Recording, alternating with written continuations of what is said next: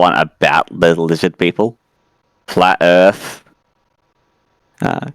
They go all over the place. Now, you see, we schizos just look at this and recognize they're trying to get ahead of the truth.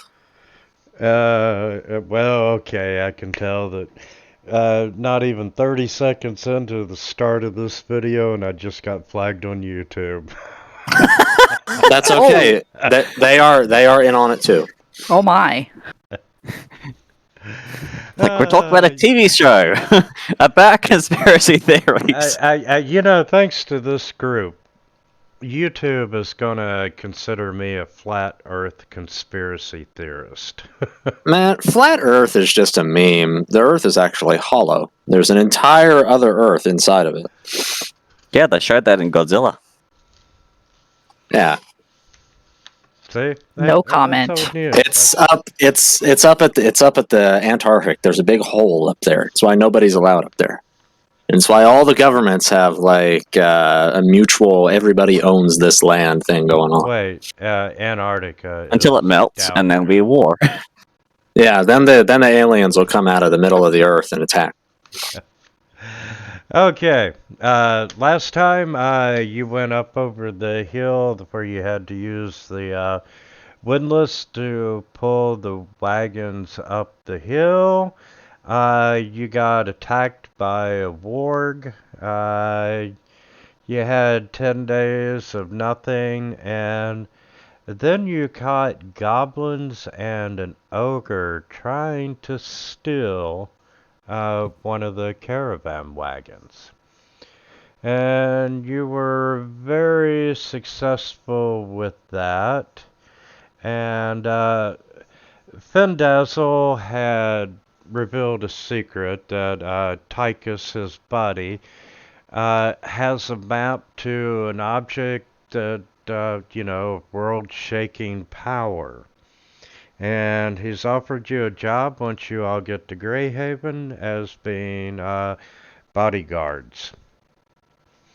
And then you got attacked by Zik, the leader of the goblins. And one-armed Zik. Oh my god. My notes just say it was a very strange session. I mean, I remember what happened if you want me to give you the cliff notes. I'm trying to forget. In that case, you need to have a few more drinks. But anyway, Ratmick may be cursed by getting bit by Zik, who was a weregoblin. Only time will tell if he is indeed cursed or not. The party gets like a sheaf of paper from one of the other caravan wagons, and they wrap it around Ratmek's neck so that he can't chew at the bite wound. The cone of shame. Oh, that's funny. And that would give you disadvantage on attack rolls, right? I mean, no? He's using like a flail.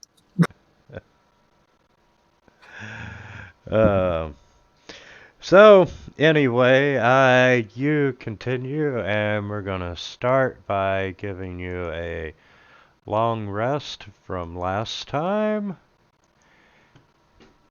Yay. And let's delete someone off the combat tracker. We'll see him again. I'm sure you'll see him in your dreams every night.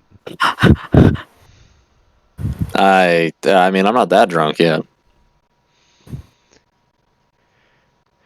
So, we're supposed to get max hit points every level, aren't we? Yeah, that's right. Yeah. You'll have to manually adjust it.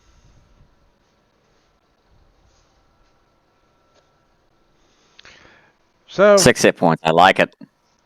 Nah. I got fat fingers over here. We're going to skip ahead to day 12. of your 20-day journey.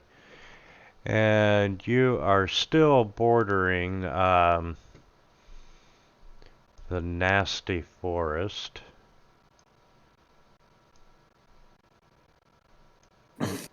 Tanglebriar. I had forgotten the name of it for a second.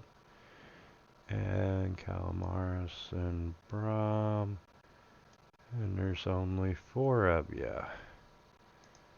Ratsmack is now coneless, but he's occasionally he scratches at his side. After the fight, Brom is less taking the effort to hide himself because everybody saw, so just. And unfortunately, he ran out of whiskey. Yeah, Ratmack's looking over at you on the cart bench. He's like, "Bromthing, why are you What? pink? Cursed. I told you. This just happened. You wake up with curse? Not quite. But I'm a little tired of it now. So I want to go on. Ratmack, shave your head while you sleep. Make you not quite so pink." Go ahead.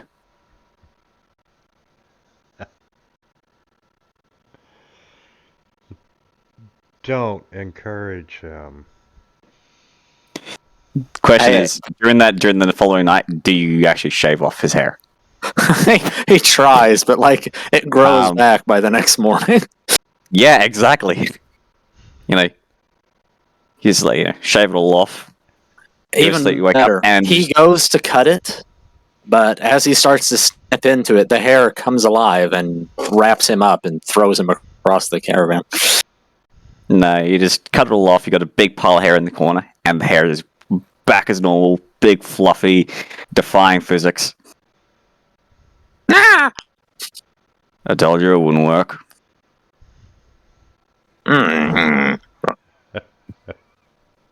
Cal shakes his head and looks around the party, realizing that he's the only remaining normal person here. Oh, okay. All right. You want me to get your fucking whatchamacallit? Say, Okay. There's a bird, a rat, and an anime girl, and then just a dude. Just a regular dude. All right, Mr. We got Mr. Racist and- over here. Apparently, he's too good for us rats. I can imagine like Rhaegar, as he like finally gets himself sobered, goes out to take a piss. And he goes, some weird bush poked me, and just falls over unconscious. Son of a, come on! He's out. Find out in it's the like a- light again. Yep.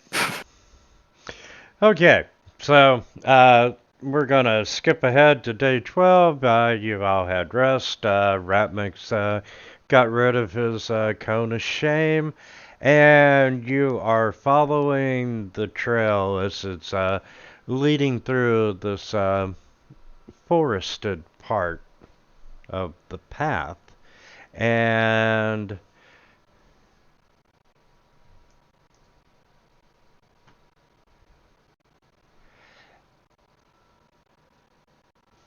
party sheet.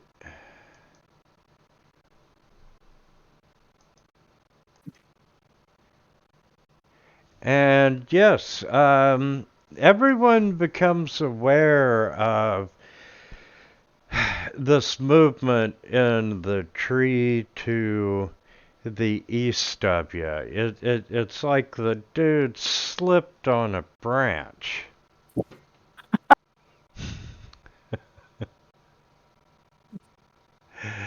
Sucky dice roll. But as you become aware of this guy and you're looking around, you can see that there are actually 3 people up in the trees, and they are all armed with bows. And Good for them. you can tell that they're elves. and you see the one guy in the tree. He's pulling back his bow and aiming an arrow in your general direction. Ratmek flips up a throwing star in his hands, and he's ready to kick out at him. All right. Brom kind of puts his hands like, we're just passing through. And with No trust, that, knife ears.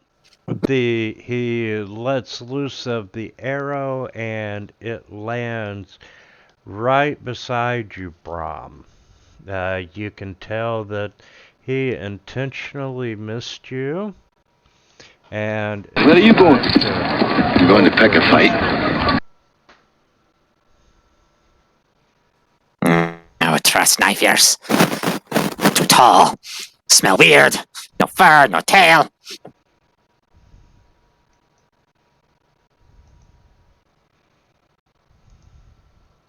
First. Nice. Maybe. Ah. Yeah. Nobody's faster than Rat Boy. And we're on round 1, and Ratmek, you're up. Gosh, what is Ratmek going to do? And they do have partial cover from the canopy of the trees. I mean, if we gotta do this, we gotta do it. It's like Calamaris talk his way out of this sick one.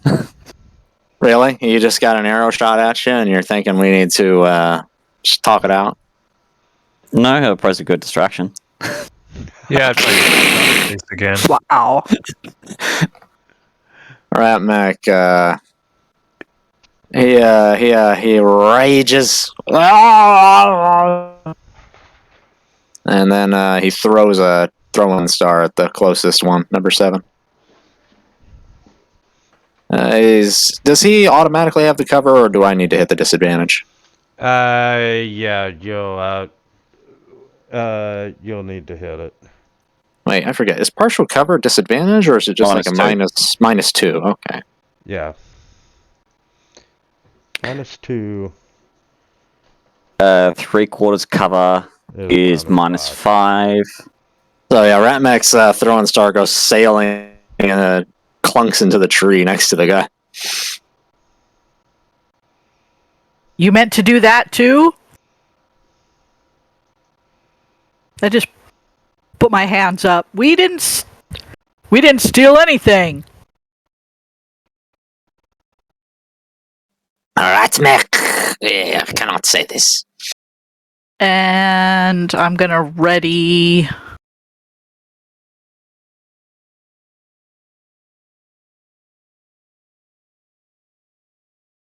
Well, I can ready anything. I'm just gonna pass.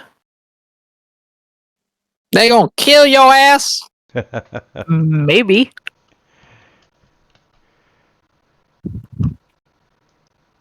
My feathery behind.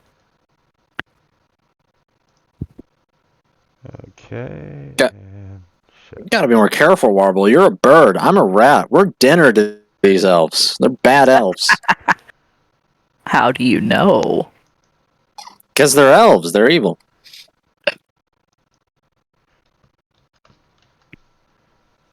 Is it my turn? Okay. No, sorry. It's, Oh, it's somebody else's turn. Got it. Yeah, Ratmek, Ah! you get shot in the back. Ah! And as you turn, you can see another one is in the trees. Ratmek, rip tear your flesh.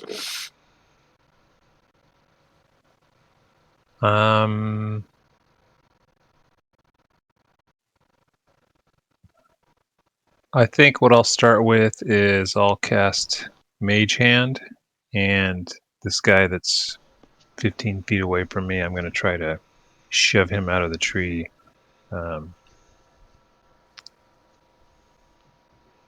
Force him to make a strength save. Okay, we can do And if he fails, I can push him 5 feet. that. Hmm. Yes, which way are you pushing him? Or down? Ooh, down sounds good.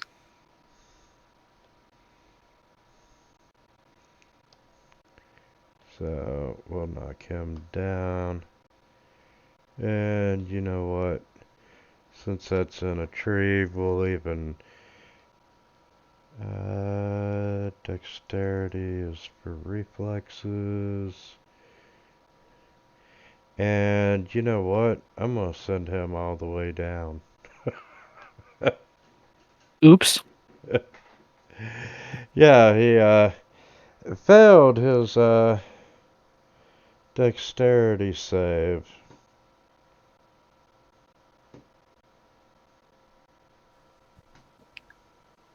Hopefully he gets injured from that. And that'll be my turn. And oh shit, he lands very hard. And he's prone, so we are gonna use half movement to stand up.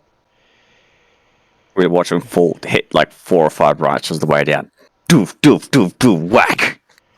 And yeah, that So was let pretty me much it. And from the previous 2 cards, we hear a ooh. And it's gonna run out, and we are gonna shoot a longbow at Calamaris, What? which is a miss. And then he's gonna take a second shot at Warble. Yeah, fuck you, Warble. Your dinner.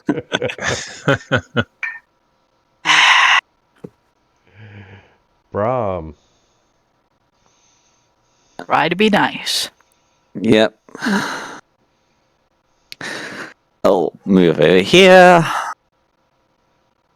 No, be nice. Kill or be killed. Bonus action. Rage. Reckless. Great Weapon Master.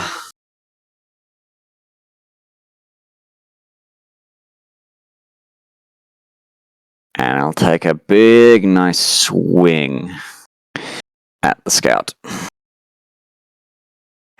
Like, just look at him. Well, we could have avoided some bloodshed.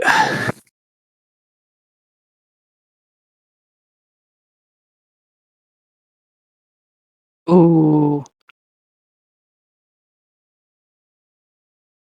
You got knocked the fuck out, man! Nice. As the top half of him just turns to mist. uh,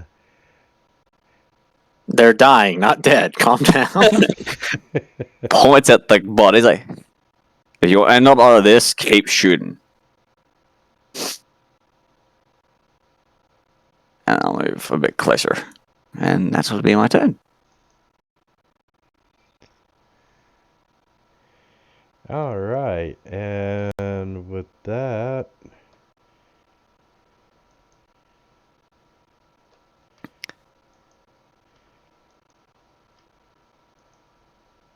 Okay, and Calamaris is targeted.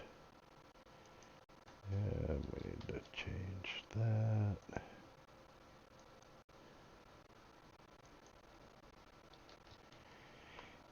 And where are we? There we are.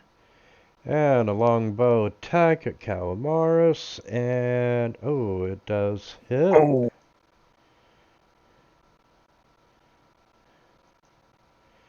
And And then the other one.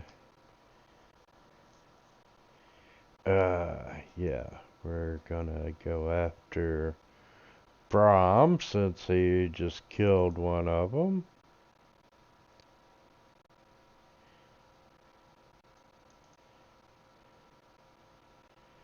A little bit of payback.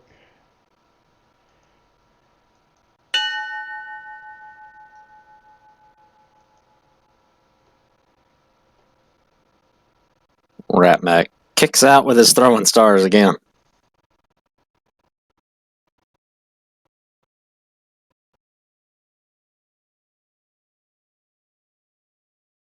Oof, that's a sneak attack too.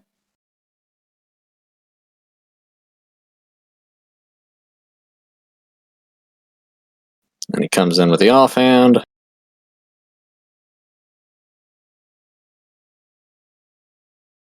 It's a miss. How did you I'll get move sneak attack? closer. Yeah, his second level he took in rogue. Yeah, then like you only have to have advantage of the turn. Like have to have advantage.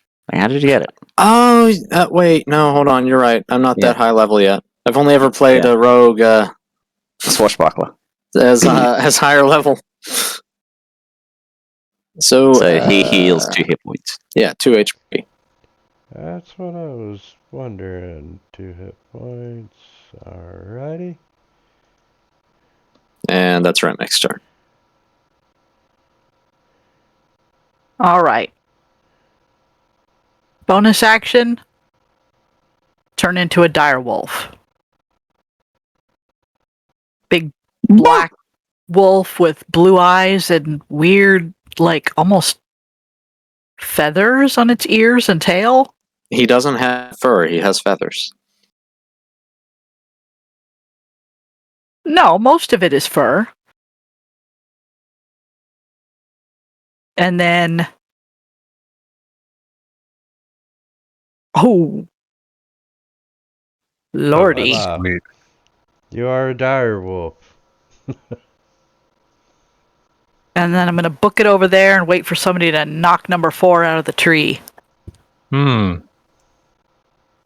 Message received.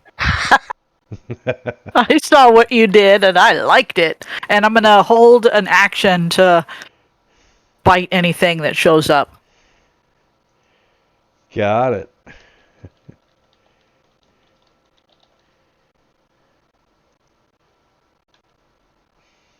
It changes my stats too. That's freaking Yeah. awesome. Yeah, and then when you die, you remove the effect and everything goes back to normal.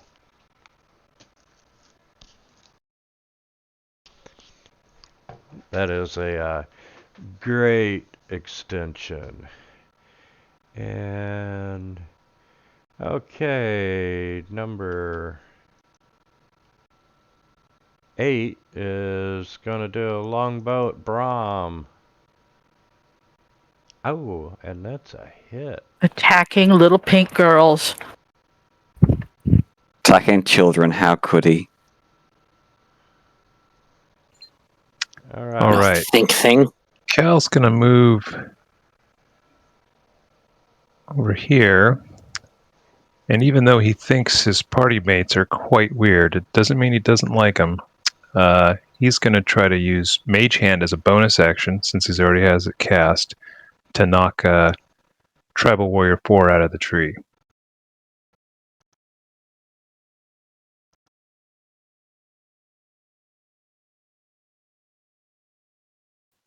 Guessing that didn't work. So, as an oh yeah, you did a save. I see it there. yeah, he's still in the tree, right? Yeah. Okay. Then I will use my action to cast Sleep on him, which hopefully will make him fall out of the tree also. And I'll cast it so that the radius of the sleep doesn't catch Warble in it. Okay. So he reaches out with his mind and tries to make this guy shut his brain off and fall asleep.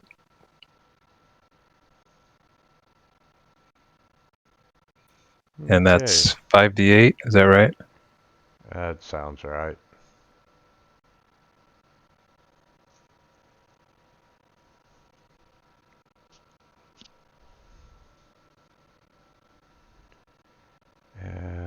That's number 4. And, oh, that was just enough. And actually, he would be Perfect. unconscious. But does he fall? And And kind of slumps back on the tree branch. You got knocked the fuck out, man! he is unconscious, and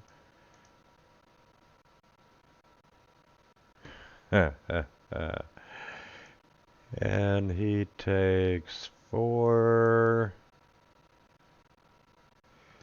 He doesn't land as hard, but he takes 6 points of damage as he falls to the ground, which Warble does trigger your readied action. That wakes him up, though, right? I would think the impact would wake him up. Yeah. But he's probably Yeah. prone. Yes, he would be prone. We hear another whack, whack, whack, whack, and hit the ground. And we hear another ooh from the crowd. Okay. So I'm just going to use my scimitar attack.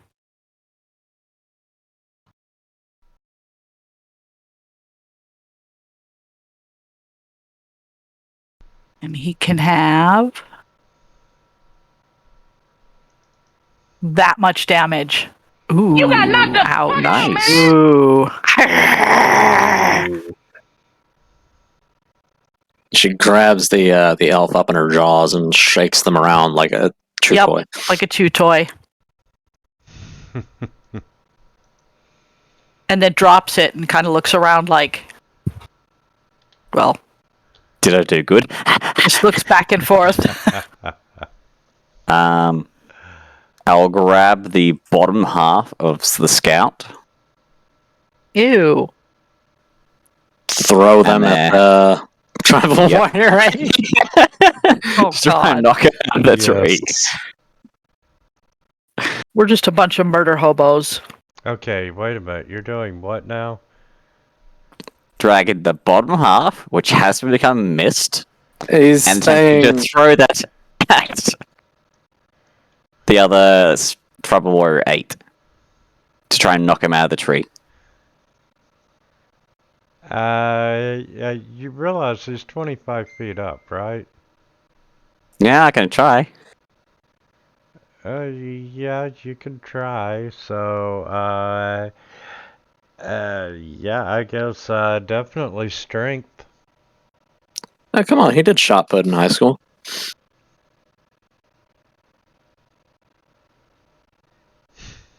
I'll give it to you. And that's tribal warrior. Wrong one. And you do manage to knock him down. And he's got kind of a hard landing too.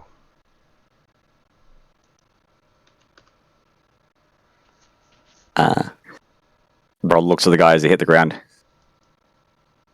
I take this is your first trying to rob people because you're not pretty good at it.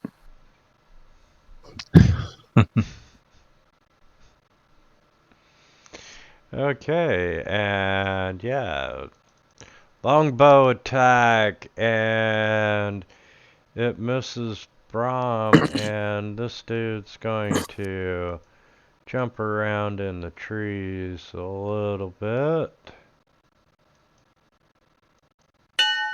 He lowered. A little bit. Full thing! Ratmac, he climbers up like just to the first set of branches. Gets a good like 5 feet off the ground. And then he He lashes out with the chain part of his weapon, which is a reach weapon. So he's got to get a little bit closer.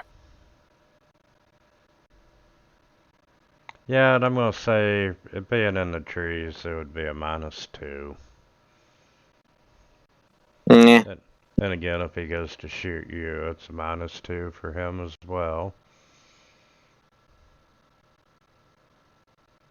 No, I did mark that off.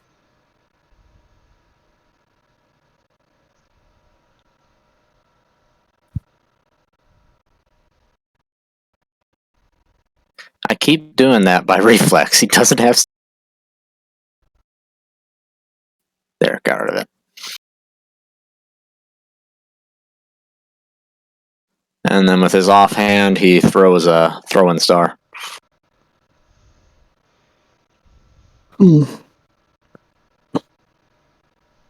Oh, just missed.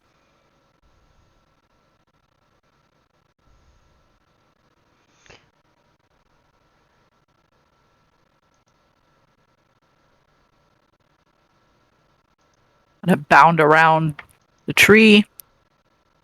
Runs in a circle around the tree, looking up at it. Bark, bark, bark. Yeah, barking and snapping at any dangling ankles. Hey, Ratmac's the one closest to the ground. Watch the teeth. Oh, not those dangling ankles.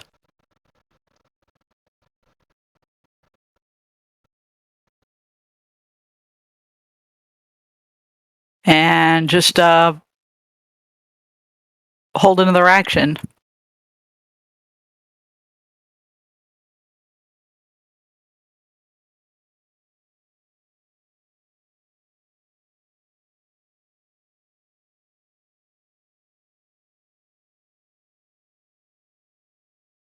Okay, sorry, I'm Hmm. distracted here on your Yup. character sheet a little bit.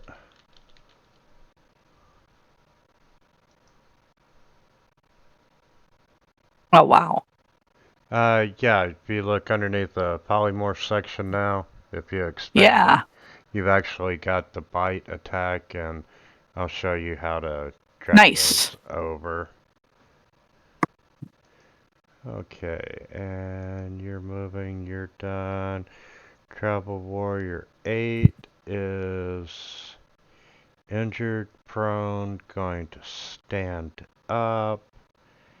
And we're going to take our other 15 feet of movement while we shoot a longbow at Brahm, which is a miss.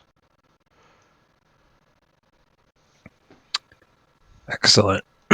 Well, I'm going to try my mage hand again on Tribal Warrior 7. Because of the feat I chose telekinetic, I can use it 60 feet away. So I will do it from where I'm at.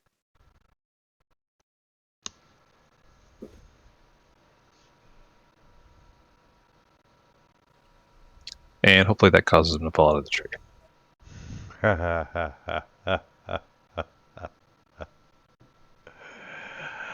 Oh, yes, yes. Let's see.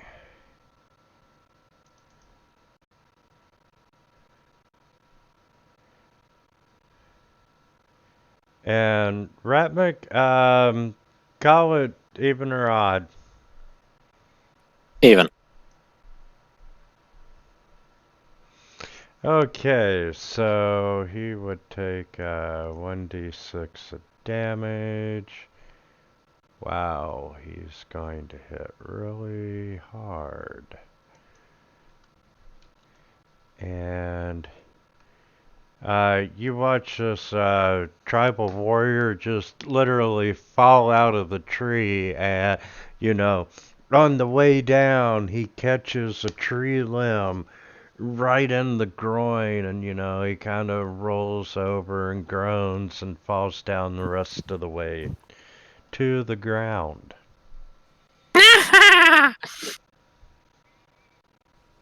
I'd like to try and pin him. Right. I just kind of giggles and watches him fall. That's awesome. As I move over there, I'm going to use my action to cast Mind Sliver at this Tribal Warrior 8 who thinks he's going to flee. It's funny, it turns out they're called ooh trees. Because whenever you fall down here, oh, by everybody around you. Oh, Oh.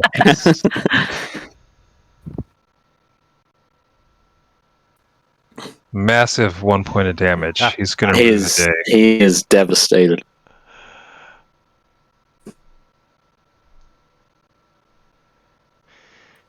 And that'll be my turn. I walk up. Over here, I'll grab Tribal Warrior 8 by the collar and slam him into the cart next to me. Put my great axe against his throat. Okay, seriously, you're gonna stop? Or any more of you guys out here?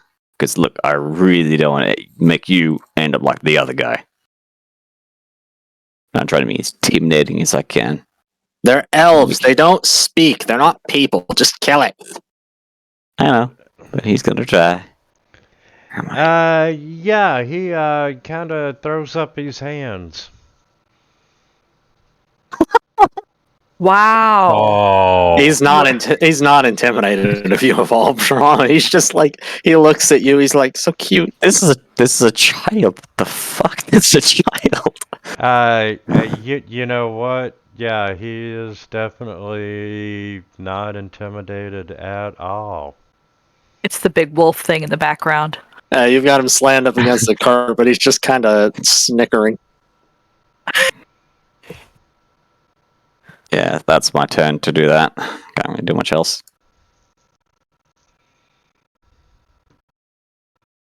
And we are going to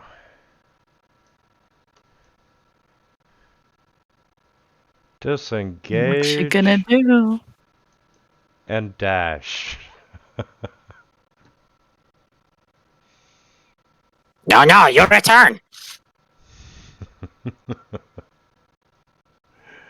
We should leave one alive so he can tell his friends how dangerous we are.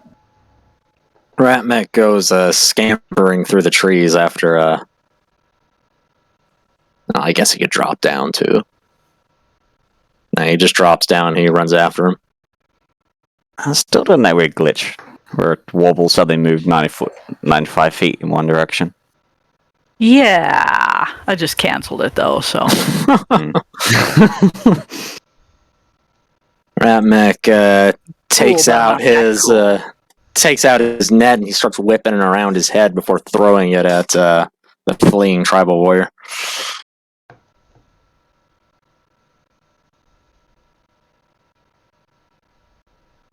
Restrained.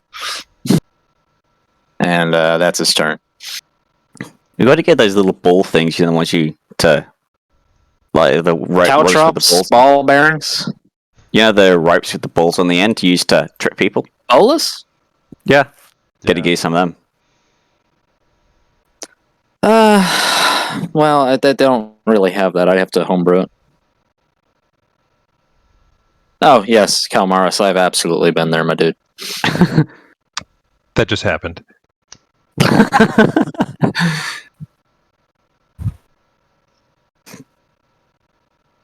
You know what? I'm going to use my action to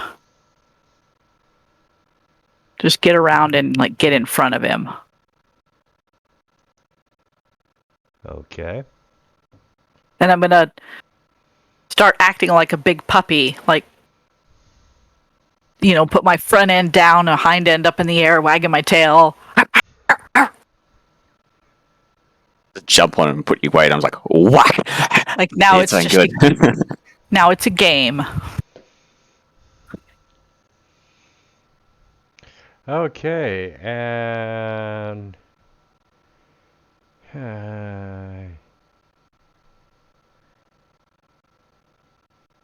yeah, he is not intimidated. So he's going to just step away, and if you'd like to make an attack of opportunity, you can. I will.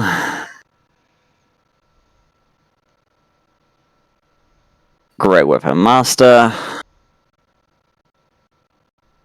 I'll actually target him first.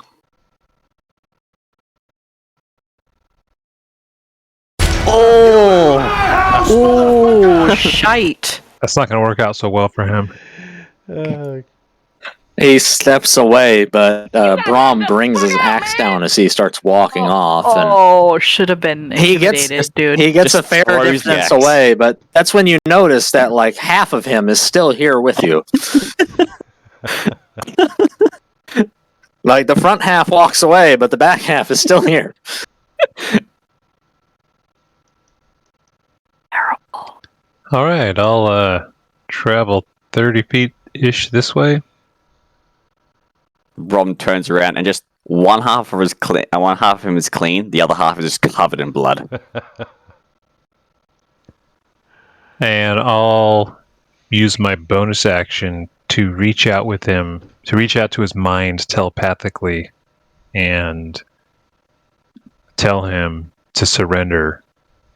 It's useless to resist, or he will be destroyed. Would that be an intimidation check? Yes, let's do an intimidation. Roll higher than 0. Okay. I rolled one higher.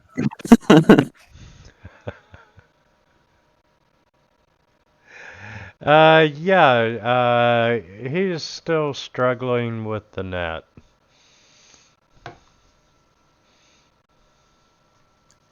All right, that's my turn.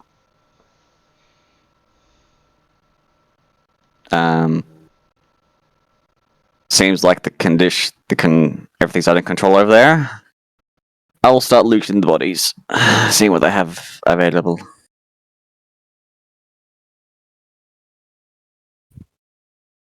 Rummaging through half pockets. Yep. Top halves and bottom halves. Okay, all you're finding are the longbows. And that tribal warrior is restrained. So he can get out by making it's a check or cutting the thing. It's a DC 10 strength check to get out, or 5 slashing damage. It's got an AC of 10.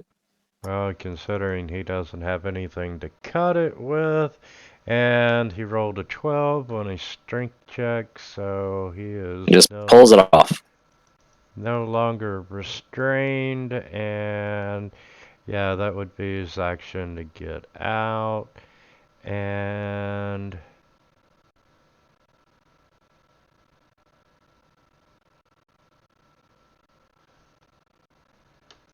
yeah, he's gonna just make a run for the southern border. And, Vila, that would give you an attack. Stack of opportunity. Yes. So I'm going to reach out. I'm not going to try to... I'm going to reach out with my teeth. Rip and tear, Vila. But I just want to try to catch him. And So what you're saying is you're trying to grapple him. Yeah. I'm not trying to hurt him. I just want to grab the back of his clothes and... Strength checks. Okay. yes, you did manage to bite him. Now let's see if you can hold on to him. And he manages to get away, and you are stuck with a little bit of his clothing in your teeth. How did Good you roll that job. low with a 17 strength? We see the elf running away. We can see his bare butt cheeks. Absolutely. Do you all intend to proceed? I want to catch him. I'm going to stop him. Horrible, what's your speed? 50. Yeah, boy. I'm currently loading all the longbows and all the ammo Right, into that Mac, cart. More stuff to right. sell. Ratmech moves, dashes, and jumps onto the back of Warble. Oh, faster, faster!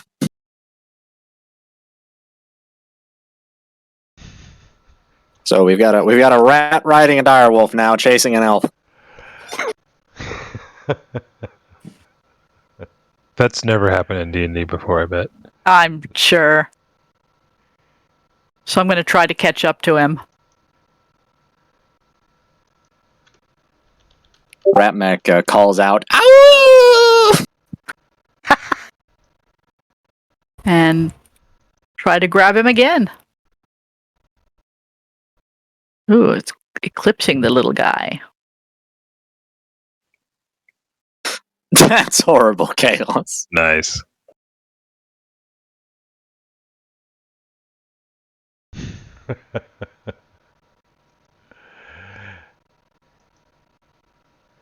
What the? Vila, once again, you can feel your teeth just scrape along his butt cheek, but other than getting the flavor, you're not getting any meat, and he flies off The down flavor? path. This is an elf fela. He's got them. This elf has a flavor. He's The got flavor of he's butt got cheek. sleek butt cheeks. Exactly. Silky smooth. Well-oiled butt cheeks. You gotta chase him down and really get into it. All right, I'm moving 30 feet to here. Gonna stay out of the forested area, and Like, do you really want to interfere? You're seeing like a rat riding a wolf chasing this thing, howling. I feel like he's somehow defeated my mental powers that never get defeated in my character's mind, and I'm gonna hit him with a mind sliver. Well, I mean, that'll take him out. It's guaranteed to do 1 point of damage. Ooh.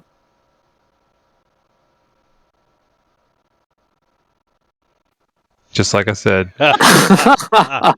Nice. The funny part was you only needed 2. Of course. I'm just walking over, just looting bodies and piling up our cart with the growing pile of arsenal of equipment. That's all I'm doing.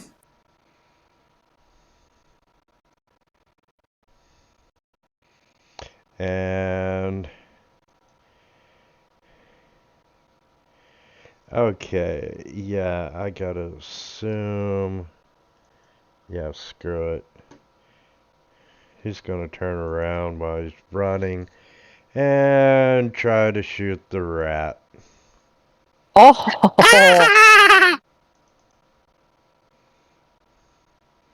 Oh, and he shot the rat. Ratmech catches it in his teeth, just like it shoots into his mouth. That's not how that trick works. Have you guys seen Don't Mess with the Zohan? That Adam Sandler movie?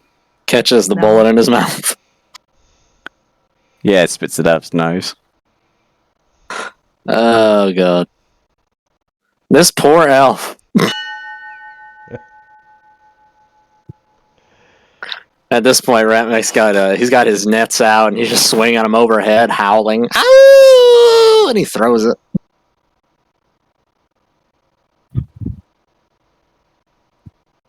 He's restrained again.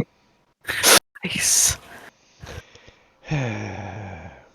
Okay.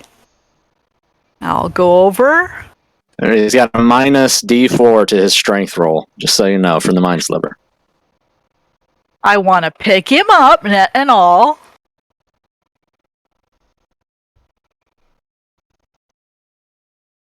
And just carry it back to Brahm like you're bringing home something. I was going to carry him back to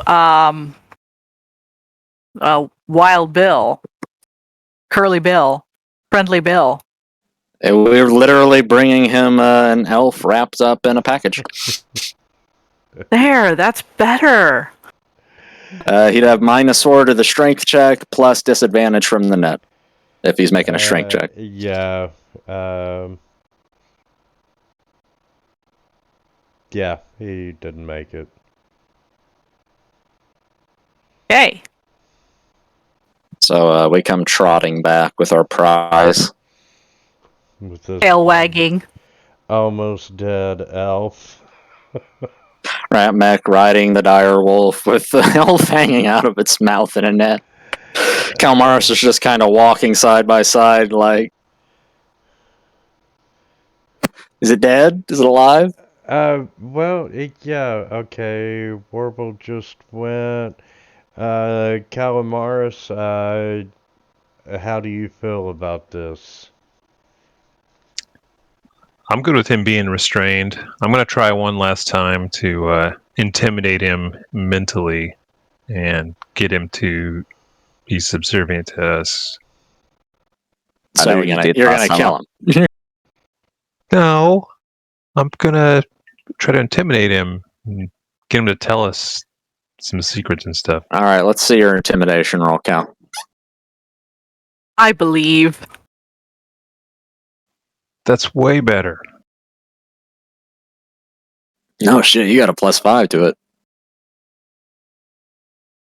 Sorceress. Yeah, he's very intimidated. There's nothing in the book for dealing with a captured elf, is there? I just want him to feel like if he kind of doesn't do what we tell him to do, that we'll finish him off. And then Yes. burn the forest down and kill his family and all those kind of things. And I used my action to light a cigar. you, as you're talking to him, you can see it's not so much you that he's intimidated by, but he keeps looking over at Brahm with this look of fear after what Brahm has done to two of his colleagues. And, he tells you that occasionally the elves send out patrols just to harass caravans and travelers that come through this part of the forest. Because they don't want your kind here. So let Ratmek understand. Take this. We tell you we are moving through, and you shoot stabby knife thing at us. And just what? What were you expecting? That you would move through faster and not come back. Ever. Okay, you do realize this is the long road, so why don't you just designate a path, and if they want, you provide them escort for money. Win-win. They go through faster. I You ever don't thought make of that? rules. Well, maybe you want to change it because you kind of lost 3 people. Well, if you let me go, I will discuss that with my superiors. Rat Mech just rolls his eyes. He looks to Brahm for a decision. Doing zoomies around the caravan.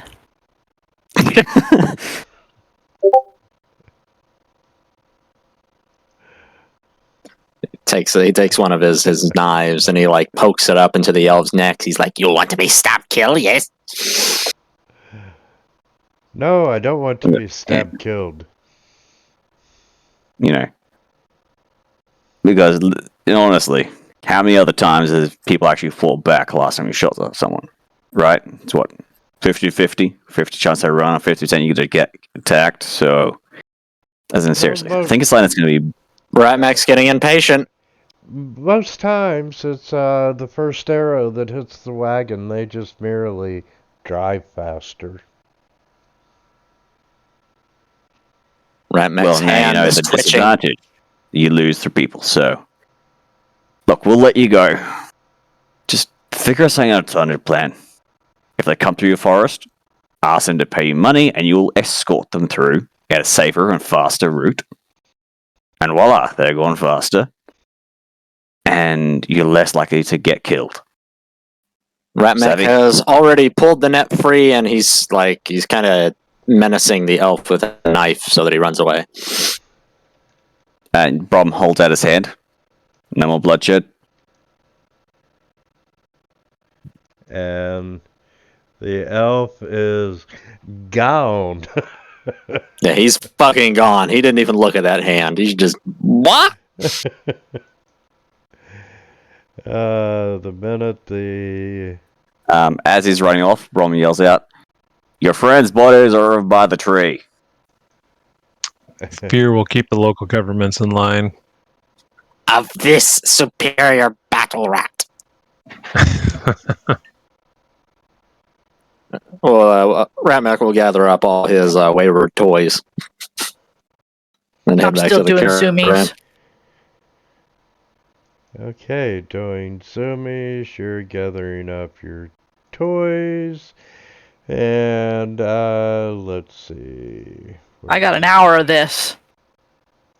Oh god, Ratmek jumps off the cart onto Warble's back and is now riding him around. And nobody pointed out that the cart is the proper size this time. No, it's always been the right size. I don't know what you're on about. I did notice. I just didn't say anything. I'm going to admit I kind of forgot how huge the last horse and cart were. All right, and let's do a long rest, and we will wrap up day 12.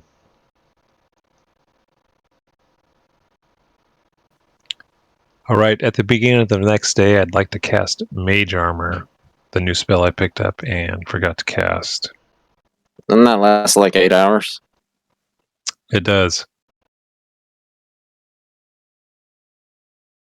Not a problem. And my notes. World Builder.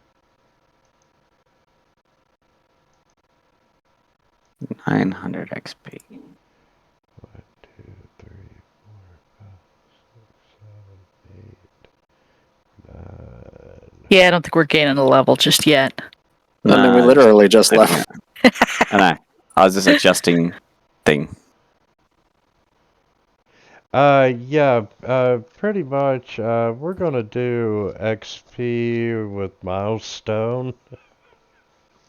Okay. At times you'll probably have enough XP to level up, but I'm gonna delay you. And Okay.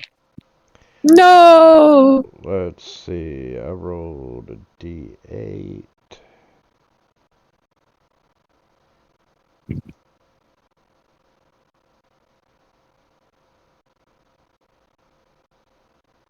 Oh. Okay, it is now day 13. And that is Celinda's. Ratmek sits on the cart stool, just fiddling with his mechanical hand. Calling out, "Shifter, Spanner, Jackhammer." Okay, Ratmick. It's the middle of the day, and you hear a scream come from one of your favorite caravan people, Zelinda Blue, the woman who dealt in the fabrics and so forth, and you know, you've enjoyed Hiding in her cart. nest, yeah, in the rear among the pelts and so forth. But there is a yell, and you can see as you turn around that the wagon is on fire. No! Oh, that is not okay. Ratmek points it out to everyone, and he goes skittering over towards it. And What are you doing, Rat? It's kind of running back and forth. He don't know what to do. Ah! He looks around for the woman. Yeah, she's jumped off the cart and, she's screaming for help. And what do the rest of you want to do? I'm trying to use Druidcraft to make some rain. But I think all it can do is just like a mist. Rom is still driving. Ratmec has grabbed one of the rugs and has started like beating it against the wagon fires. I'll move over to the wagon and touch the side of it and cast mending on it to try to fix the burned portion. It's on fire! I'm just saying, I'm trying to help. Okay, actually, change of plans. Ratmec's not going to slap the wagon. He's going to immediately cut the bindings of the horse to the wagon. Then he'll go to slap it with the rug. That's probably... That's a good idea. Smart move.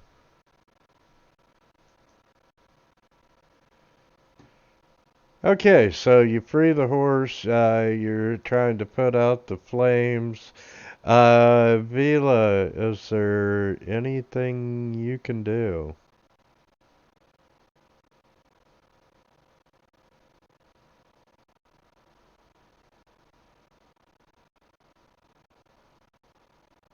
Not really. You could help Ratmec put out the fire by slapping it with rugs. Well, I'm looking at magical options right now. Like, literally anything you guys could do would be great. I'll hop off my cart. Here's after stopping my... it, Here's and grab my... Go on. Here's my water skin. I'll try to empty it on the fire. Jesus Christ. Are there any water sources nearby? No. Okay, then the rug is the best thing. Hit it! I'll use my water skin as well to try and put out some of the fire. Could do And thunder wave. Start dragging out stuff that isn't burning so they don't catch fire. And I will rage Isn't work. particularly good at firefighting. let me get athletics checks from the people who are slapping the fire.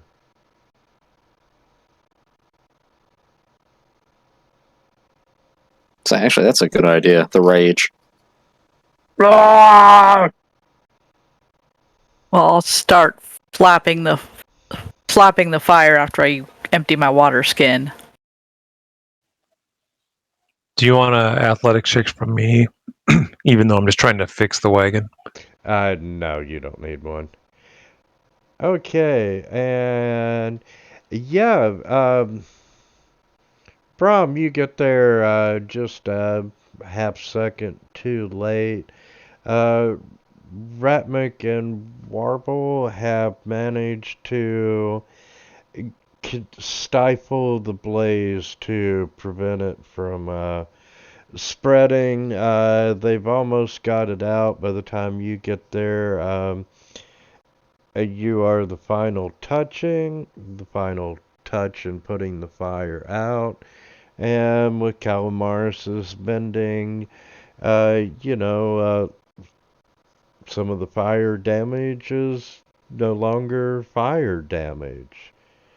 And so Linda is just so thankful that A, you saved her wagon, B, you prevented the fire from damaging the bulk of her cargo. What happened? And, looking around, she tells you she must have forgot to blow out the candle when they started this morning. Ah, Ratmec is just devastated. There. Where's he gonna sleep, man? Well, you know, you saved the cart, you know, and you were the very first one on the scene, and you know, she's so happy that she's petting you. Ratmax Ooh. just freezes. Oh my. He doesn't know what to do with this. And she's like, "You did such a good job. Let me give you a token of my appreciation." And she jumps in the wagon and she starts digging around, and she's like, "I know it's here somewhere." And she pulls out this fleece blanket. And it is the softest thing that you have ever felt in your life, Ratmick. Ah. And she's like, "May you use this to make yourself a nice bed." Ratmac doesn't know what to say or do. He just kind of stands there staring at the thing in his hand, feeling it. A slight tear comes from one eye. No, it's no. No, that would be after she leans down and kisses him on the forehead. Ratmac immediately schizoes out. And, he dashes away like hiding behind Brahm. I tell the lady, looks like he's playing hard to get.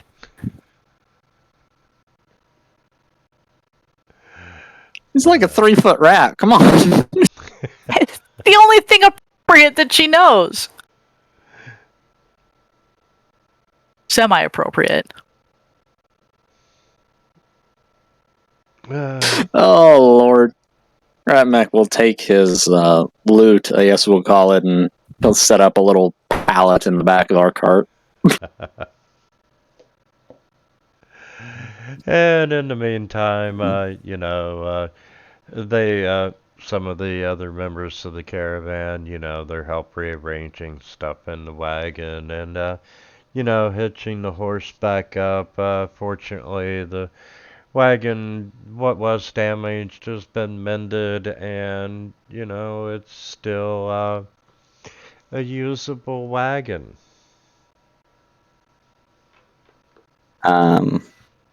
Rom says he has some decent woodworking skills. It helps fix up bits and pieces that need to be fixed while everything's been worked on. All right.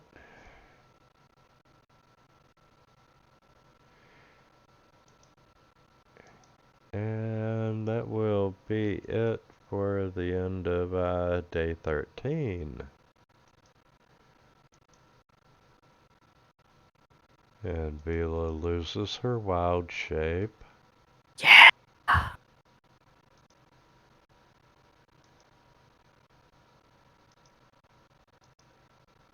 Okay.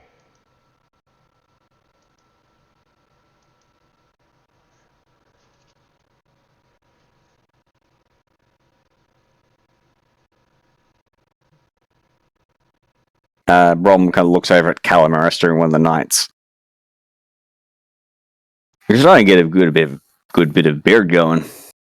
Keep it growing. It's starting to look a bit more manly. I would, but my face just doesn't seem to grow a lot of facial hair. Ratmac idly scratches at his fur.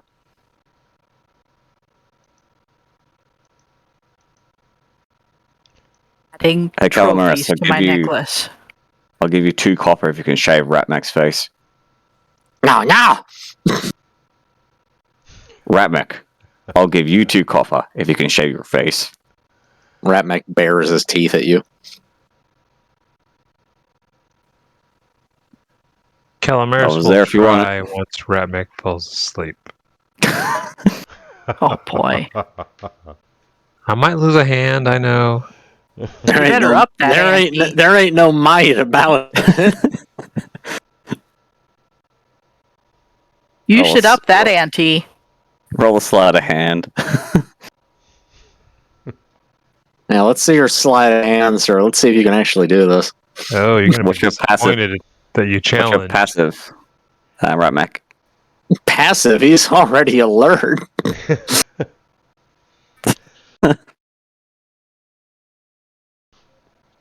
I'm a charlatan. So it's not going to matter anyway because he's going to ditch off in the middle of the night. He disappears in the night. You got to go looking through the cards for him.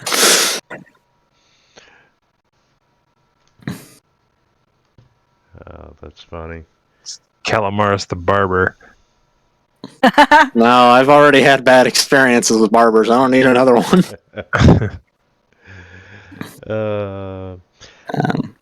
Okay. Yeah, the next day breaks the monotony. You have reached the town of Crosswell, and I'm going to share the map with you there. And We're out of the forest. yeah, you are at the major.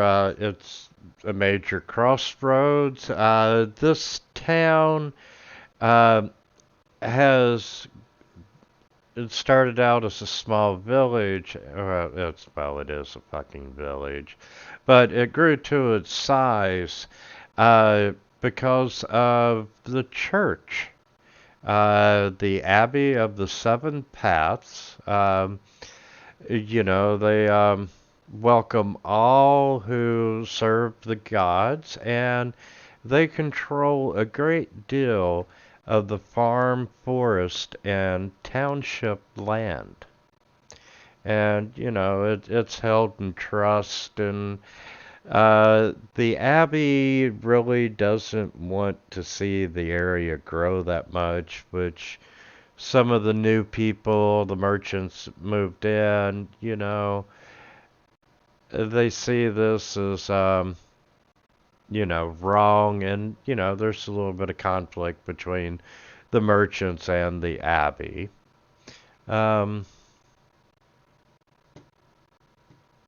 Brom covers himself up properly again.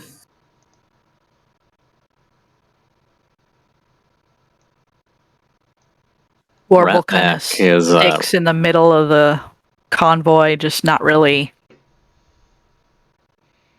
trying to stick out at all. Traveler's Market, huh?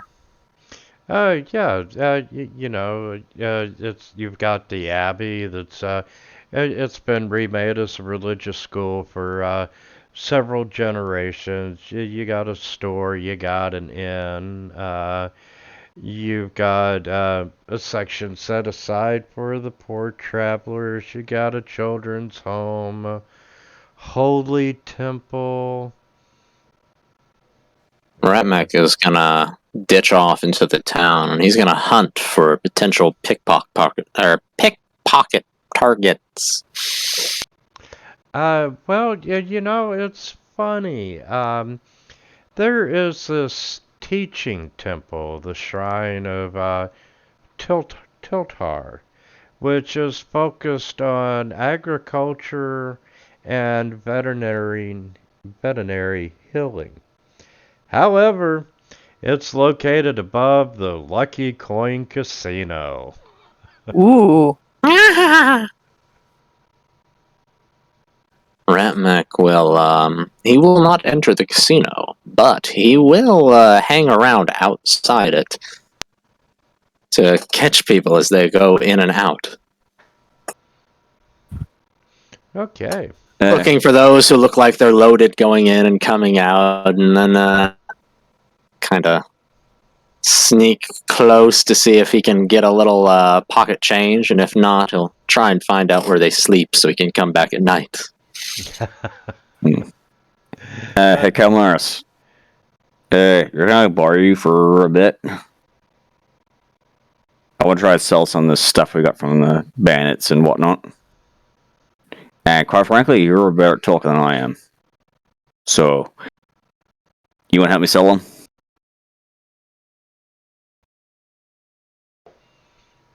No. He went, Yeah, he's AFK. He'll be back in a he bit. went AFK. Which, since he's AFK, do y'all mind if we take 10 minutes here? Not at all. Sure. Gracias.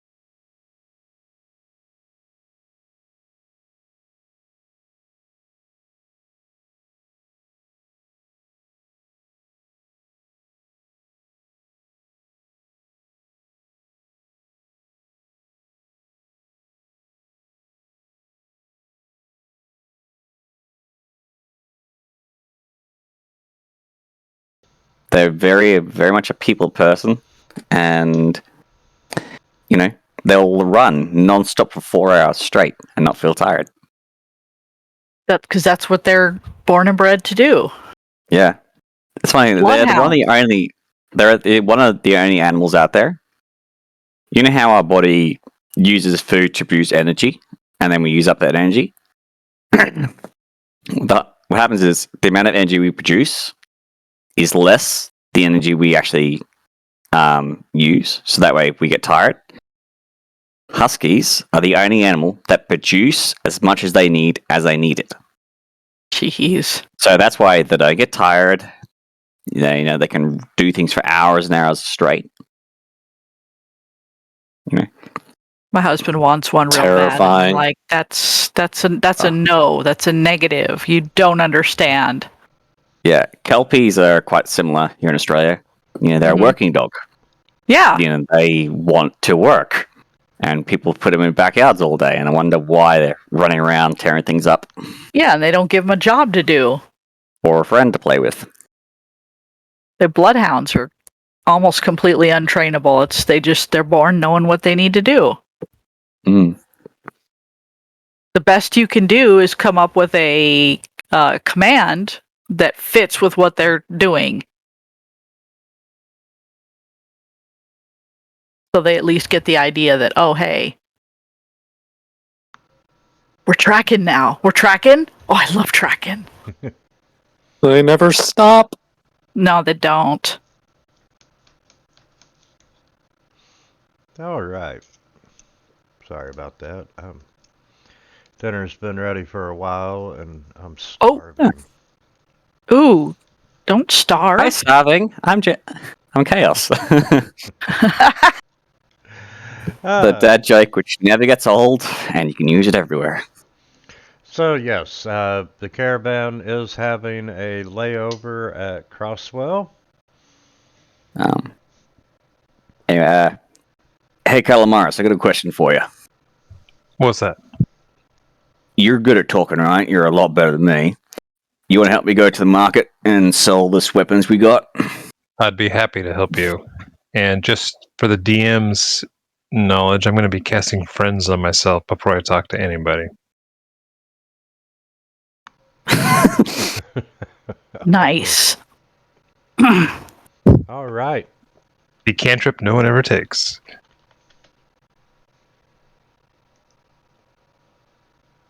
No one ever thinks it's casting it on yourself. It was casted on people. I thought you were supposed to cast it on yourself. I thought it was a spell you cast on yourself.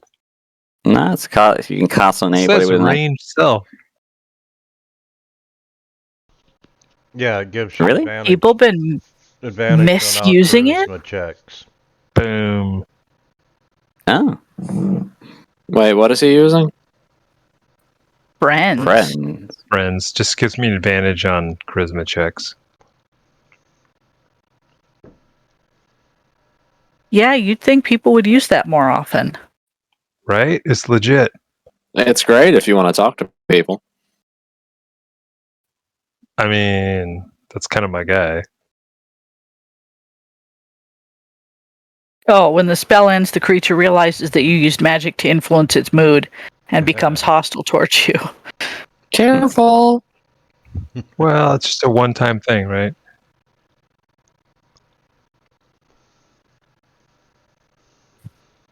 Now, let's see how this plays out. He's like, yeah, it's all great until he comes back later and he just hates him forever. Or he hasn't thrown in prison. that's why I'm going along with him. Wouldn't be the first time. Okay, so you're going to the blacksmith or the market? Nah, I think a market. Wherever Ratmec's taking me. Ramek's not here. Ramek's busy Oh, wait. I'm pinching sorry. pennies. Wherever Brom's taking me. Yep. To the traveler's market. Maybe number 3. Yeah, I'm going with you guys too. I just want to check things out, see what's there. There's a little bit of everything for a small town. It's located at the crossroads of major trade routes. You're all going to the blacksmith? Traveler's market. Nah. The market, dude. We're at the market, and what whatever are you Brom looking finds for at the interesting, market? I'll I'm talk looking to to sell. Oh, you're looking to sell. All right, I'm gonna Yeah, try we to. have crossbows, we have longbows, we have scimitars. To a merchant, or are you wanting to set up a booth? Sell it to a merchant.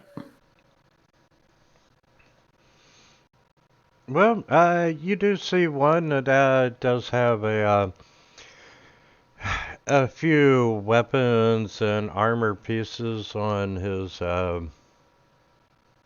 market table. I elbow Calamaris in the ribs, point over. Calamaris will be Kind of like, does that, that it's like the look at me thing. You're gonna have to Be do like- the talking.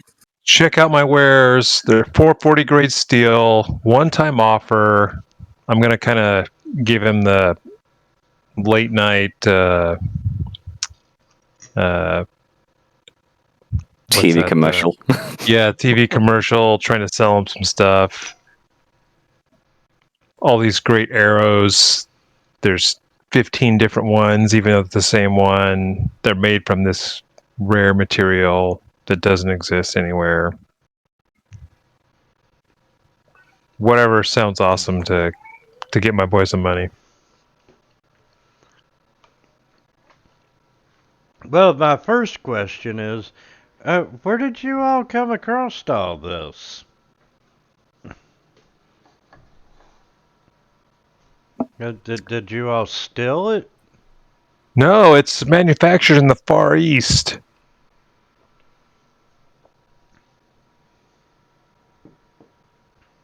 And why do you think I want to buy 6 crossbows? It's not that you want to buy 6 crossbows. You want to buy these 6 crossbows so you can sell them for double the price. These are exquisite crossbows. You don't quite understand what I'm getting at here. 440 grade steel, redwood forest material. Like, this is some great stuff. And then I'll ask him if he wants a demonstration, and then I'll look to Brom to shoot a crossbow or something, because it's not like I'm going to shoot a crossbow.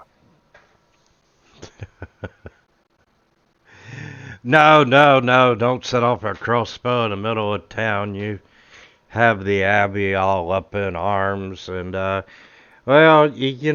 he reaches out and he's looking at one, and he's like, well, this just doesn't look all that special to me, but, I know you don't want my friend to shoot one in town, but if you want to see a demonstration, you can see it in action, and you will see the precision and accuracy it has. It's uncanny. You see a rat mech kind of slide into the store behind you. okay, well, let's start with making that, which charisma check shall we do? Performance. There's a chance that perception? Vic may be joining us for a bit of the session. Yay! Nice. Oh, good for him. Would you like a perception or deception? Because I feel like it could be either. Well, he's lying through his teeth right now, so Okay, Yeah. I guess it's deception.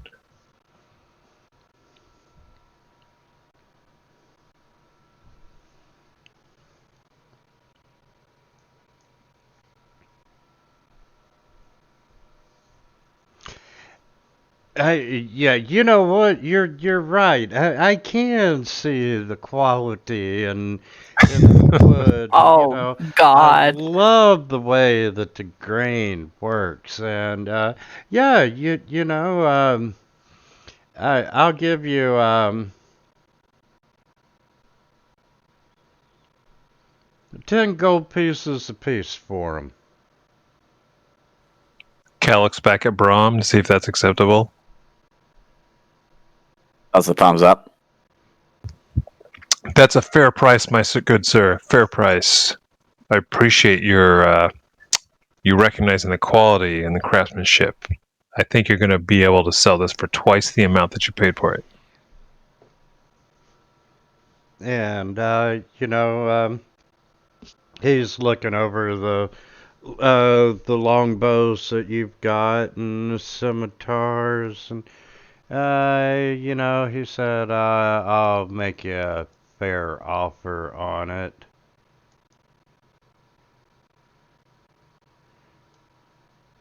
And say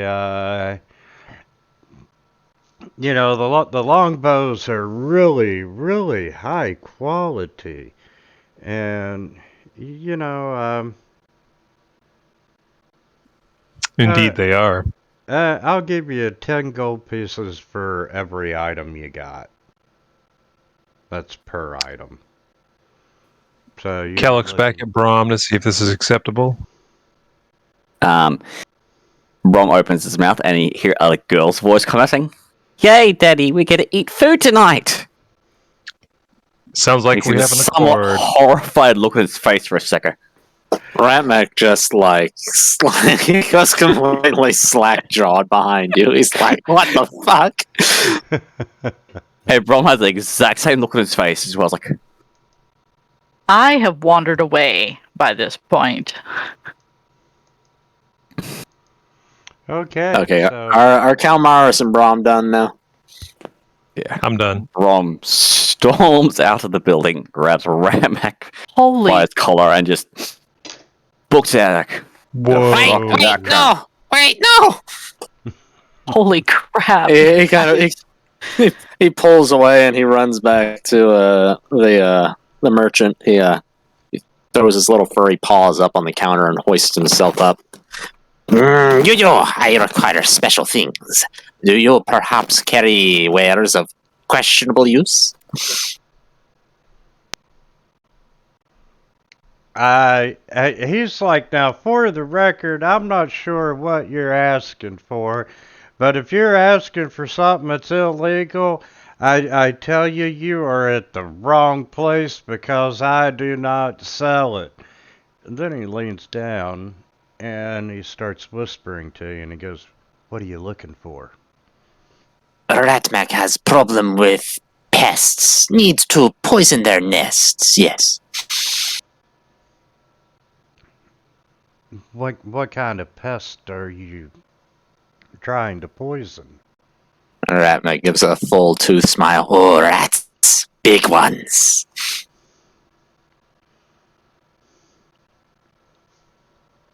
He wonders also if perhaps you have the boom boom powder.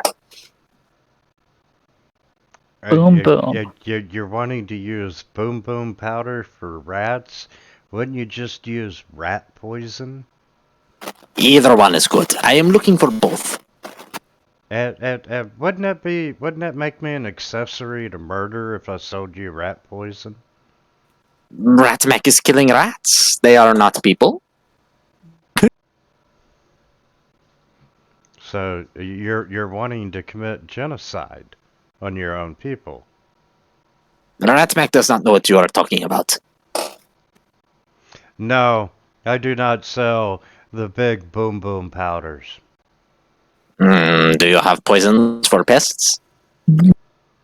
Yes, I have rat poison. Just rat poison? You don't have anything for bigger creatures?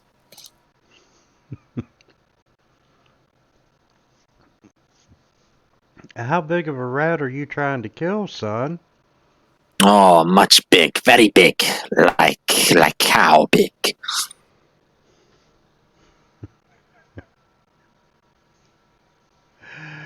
Crap, now I gotta look up poisons. Ratmac needs to kill many cow rats, yes. Ow, rats. He's also he's looking for poisons and explosive powder. Kind of thing you would use in mining, but I don't think we'll find that here. He's like, Yeah, you're in luck, little man. Do you have gold? Ratmek has gold, and he can acquire more. How much do you require? He's like, well, I've got one vial of drow poison. It will kill one big rat. Cow-sized rat. This is good. What does merchant require for his services? 200 gold.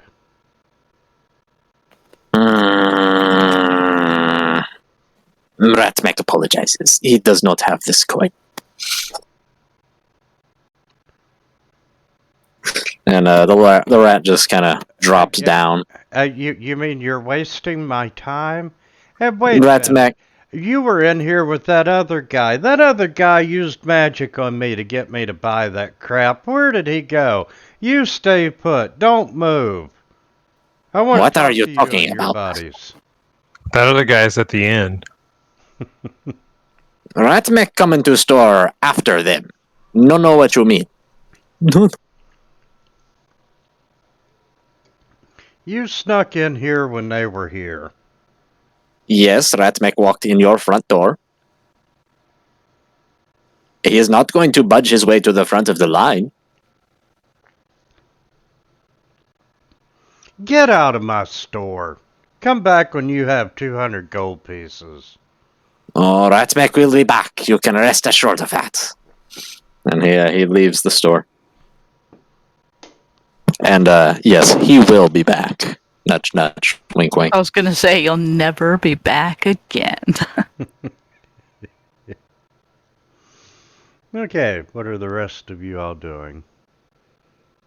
Looking for a sling. Cal's going to make his way to the inn and procure 4 rooms for all of us, since we made so much money off that dude.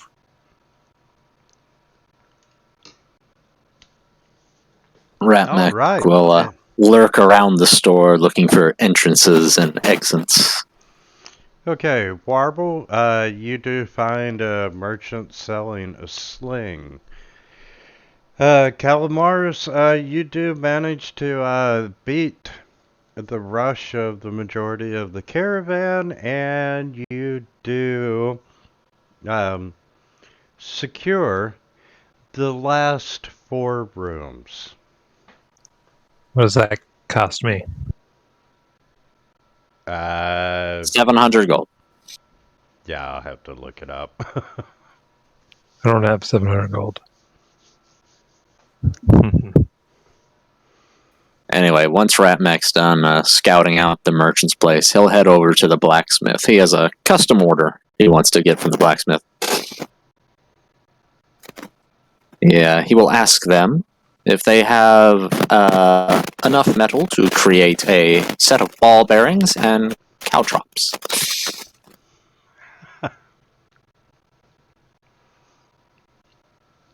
Yes, we do, but aren't you on the caravan? Yes, this is correct. We have the material on hand. However, and there's no way I can have it done for you tomorrow before you have to move out. You do not have these things in the store? Caltrops? No. If you can sell Ratmek the ball bearings, he can sharpen them into caltrops himself.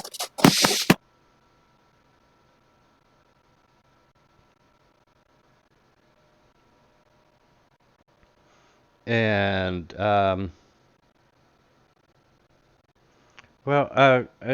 yeah, I guess I could sell you a bag of ball bearings. Very good. Let me see how many I have on hand. And Calamaris, the inn is gonna cost you 2 gold pieces total for all 4 rooms. Perfect. I'll pay for it. to save you some time, ball bearings come in like bags of 1,000, and caltrops come in bags of 20. They cost a gold piece a piece.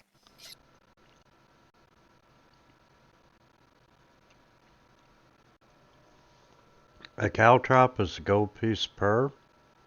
Yeah, 20 caltrops in a bag. They cost a gold. That costs a gold piece. Ah. While ball bearings are 1,000 in a bag, and they cost a gold piece. Well, he doesn't have 1,000 ball bearings on hand. He might have 250. Ratsmech will try to procure about 60 of them. Yeah, he's more than happy to sell you 60 ball bearings. Cool. So let's see, it's 3 gold.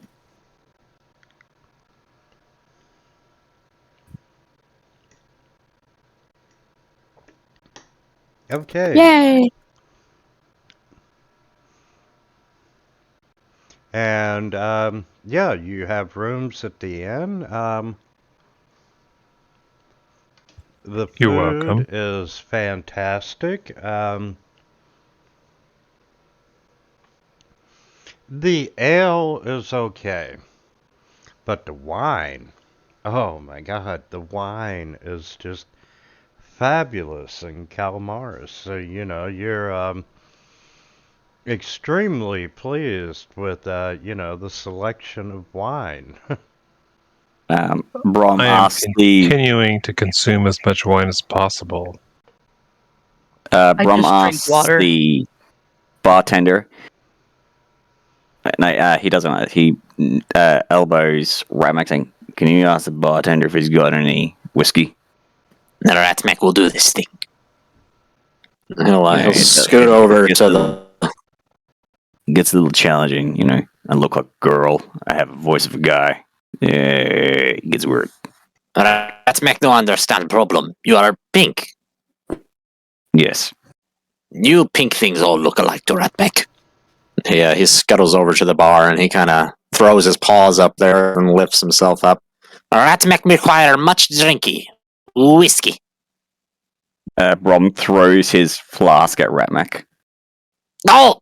Hits the back of his head, and he picks it up. Yes, sir, I can get you some whiskey. And, he pulls out a bottle and he, holds that hand out for coin. Laughs in crow. Ratmech just looks at his hand like, yes, you want something? What is it? I want you to pay for the whiskey. Are you going to tell Ratmech what this costs? It's a silver piece for the bottle. Ratmech palms a silver piece to him and then goes back over to Brom. Here is your whiskey. It was 10 gold pieces. Hands you 2 silver. Ratmech likes you. And then he scutters off. Laughs in raven. By the time you guys finish your first ale, Brom's already on his 5th. Cal wants to approach the barkeep and find out what the finest wine in the house is. Well, sir, it's a local vintage made by our very own priest at the Abbey. I'll take 3 bottles. Sir, I'm not really sure that you'll be satisfied with 3.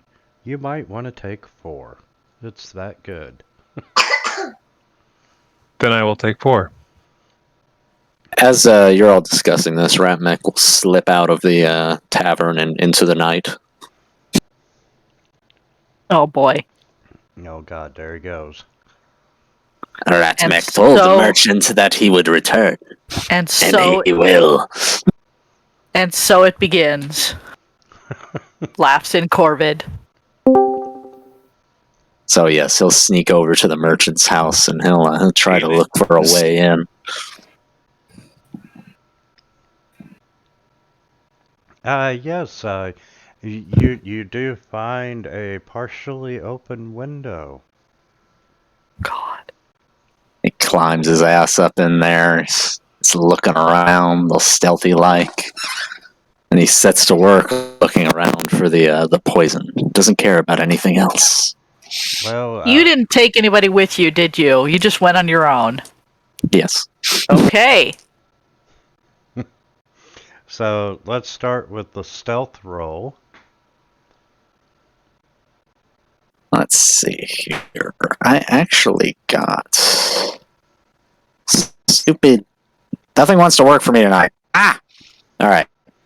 I got expertise in stealth. That means that the proficiency bonus is doubled. Cool.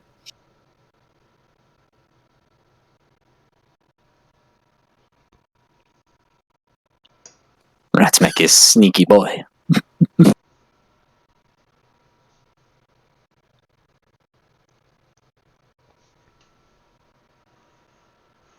And coming from one of the other rooms, you can hear the shopkeep snoring. And I mean, it is quite loud. Ratsmek is happy about this, and he continues to search for the poison. See, if he steals poison, then it's fine, because the shopkeep, he can't report without getting in trouble himself. That is true. Okay, yes, you do manage to find a small vial which is very cryptically written drow poison on it. And Drow poison? Drow poison. It's made by the drow, and let's see, succeed on a DC 13 con saving throw or be poisoned for an hour or more. If you fail to save by 5 or more, you're unconscious by poisoned. It's a very useful poison. Yes, and right beside it, you can see a bottle that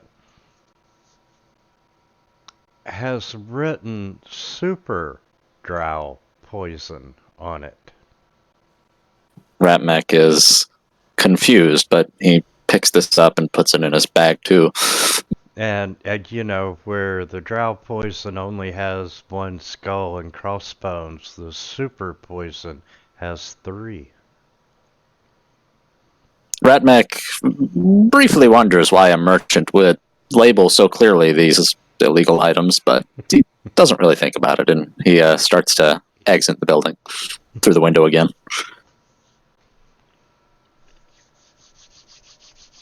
Okay, and yes, you emerge out of the shop into the cool night air, feeling oh so much more successful. Yes. Probably too late, but is the blacksmith still open? Not unless you're gonna climb in through his window. No, he wasn't planning on it.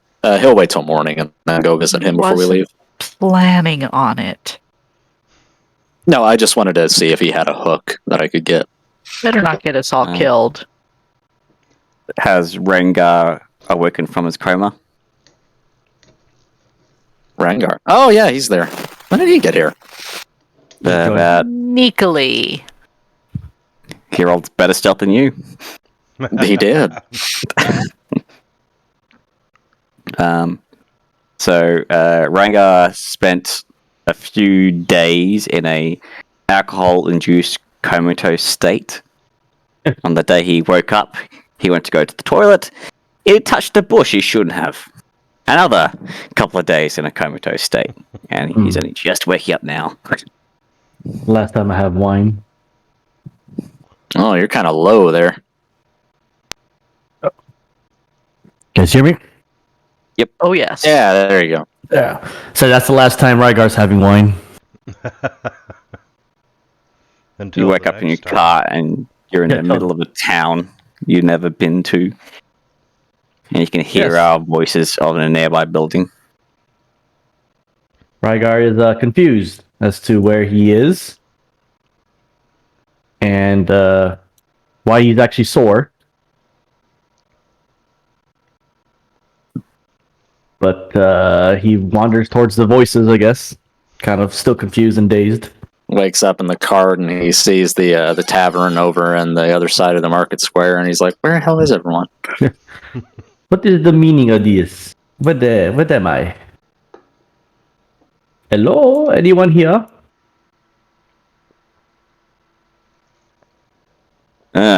Look who comes to join us finally. Bram, I seem to have be confused as to what is going on. What do we happen to be at? What is this place? We're out of the forest, which is good.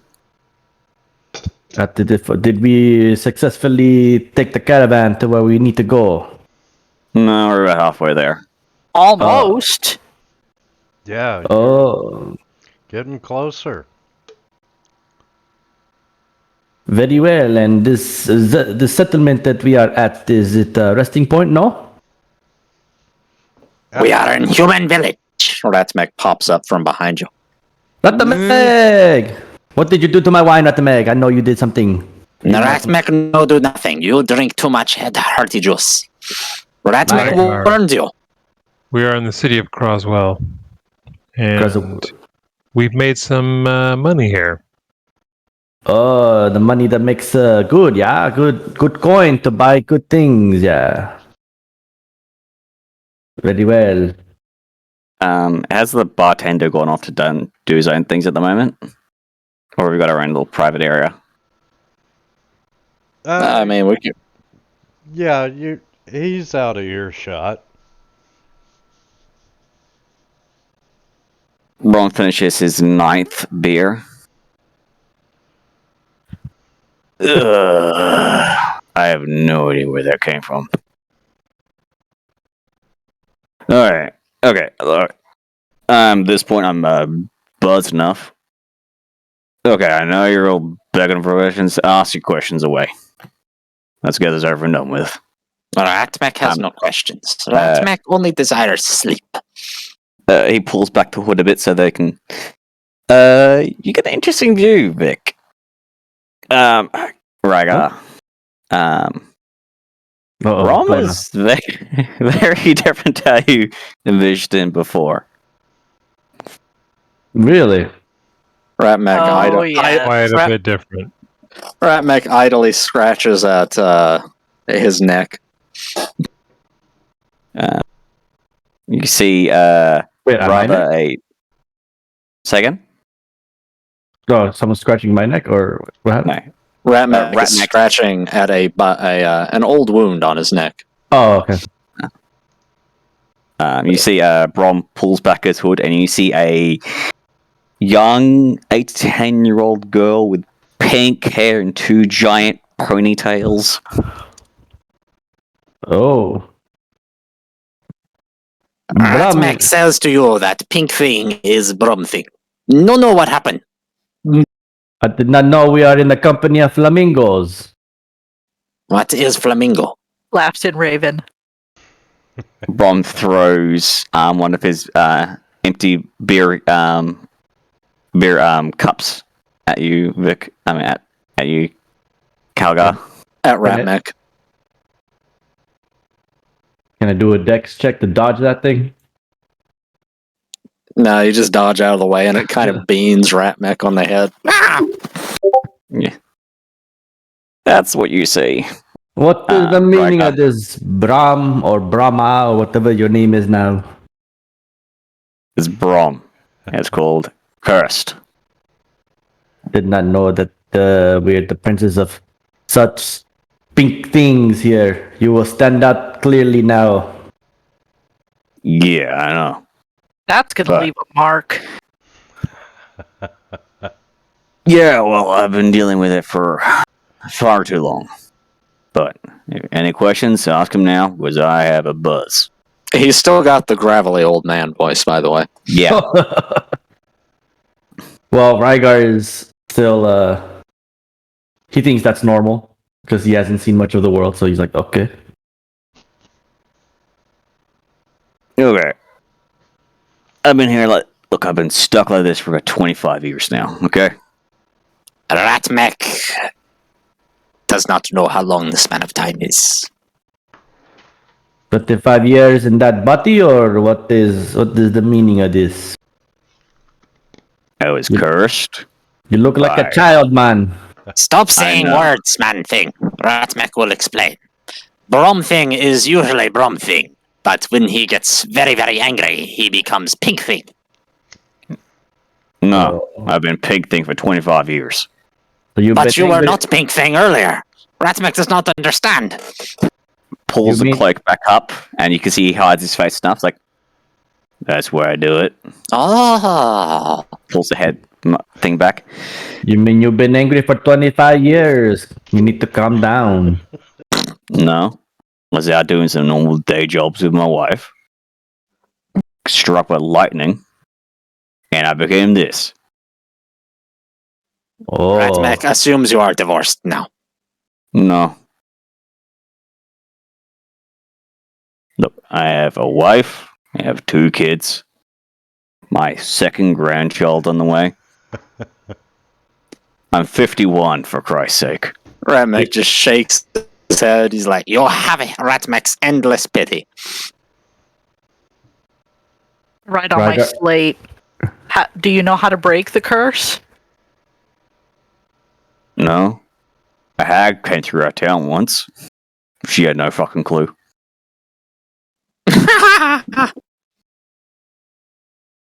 You might be screwed then. That's why I decided, the kids are old enough. My wife and I both decided it's about time. Head out and try and end this curse.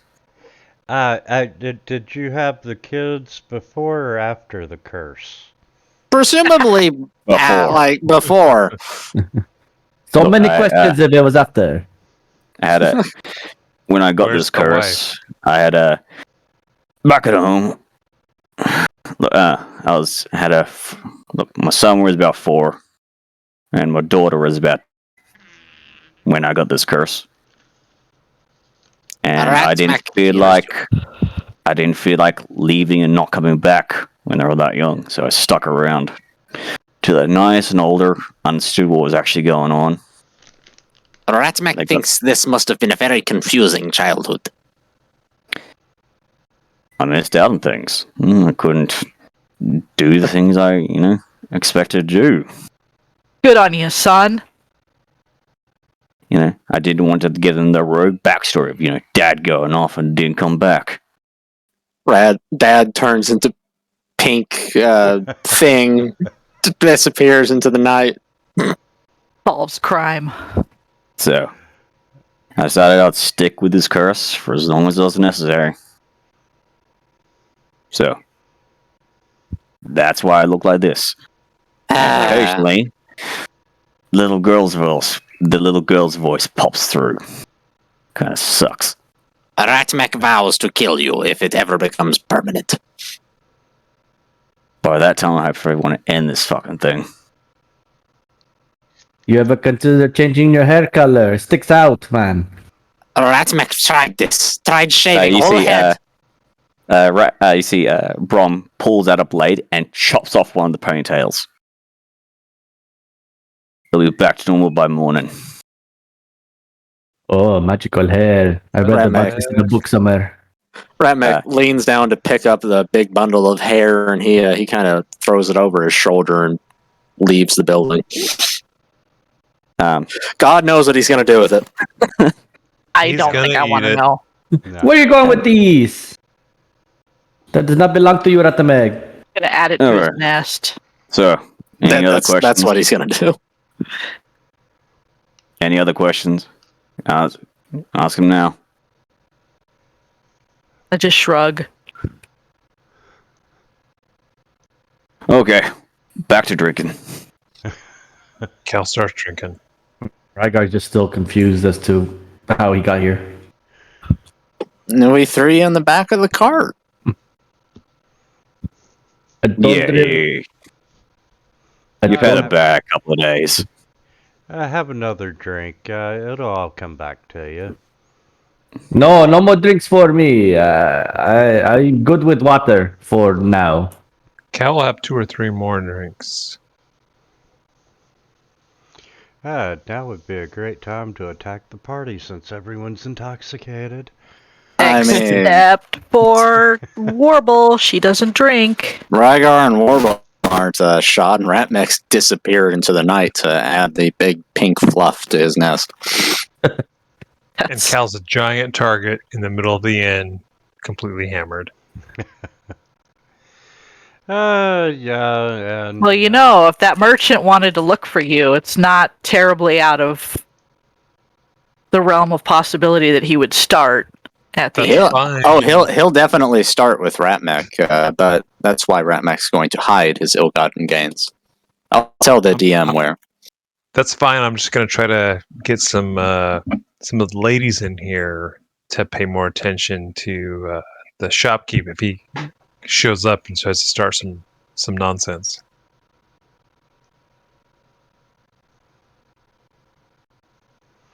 okay. I'll and just watch. You're having a good time at the bar, and fortunately, you are not seeing any signs of the shopkeeper that you took advantage of. Goodness. And you know, a couple of guys do come into the tavern, and you know they're looking at Brahm, and one of them walks over and picks Brahm up and sets her on top of the bar and says, "Sing us a song, little girl." Yeah, Prom, That's sing not a song. okay. Sing a song in your 50-year-old man voice. Oh.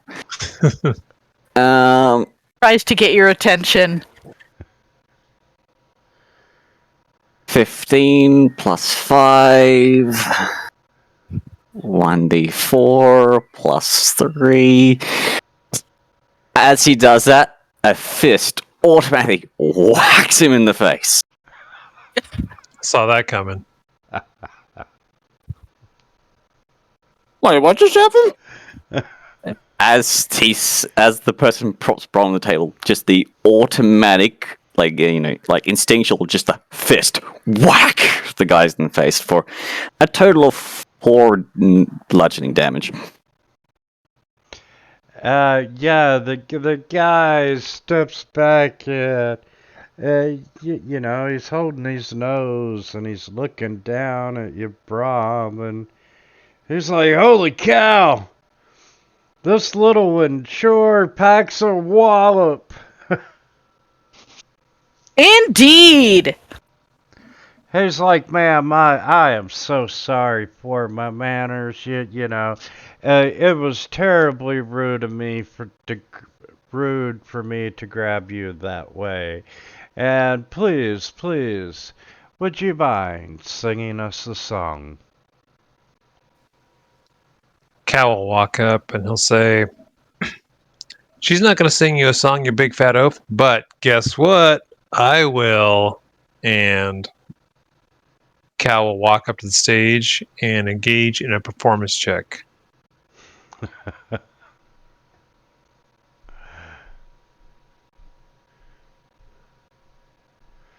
Oh wow, yeah, you get the crowd really worked up with whatever you're singing. Anything from 80s hair metal. Backstreet Boys.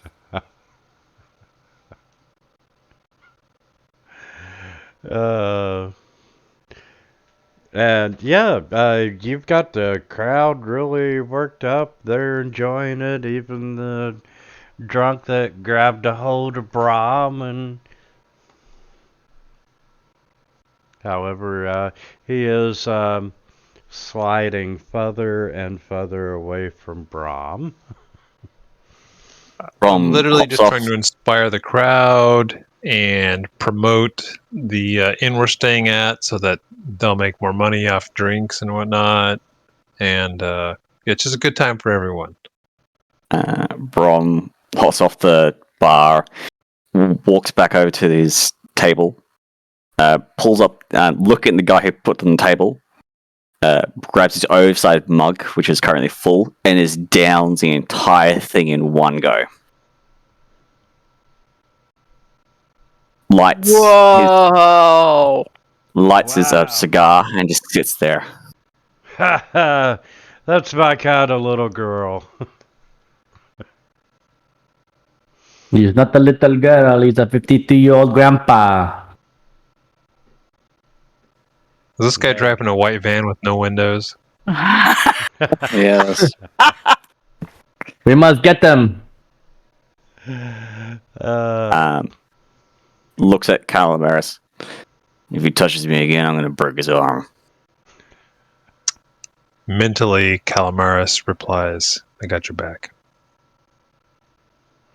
And so the crowd's worked up, everyone's having a good time, and you drink and party until the wee hours of the morning.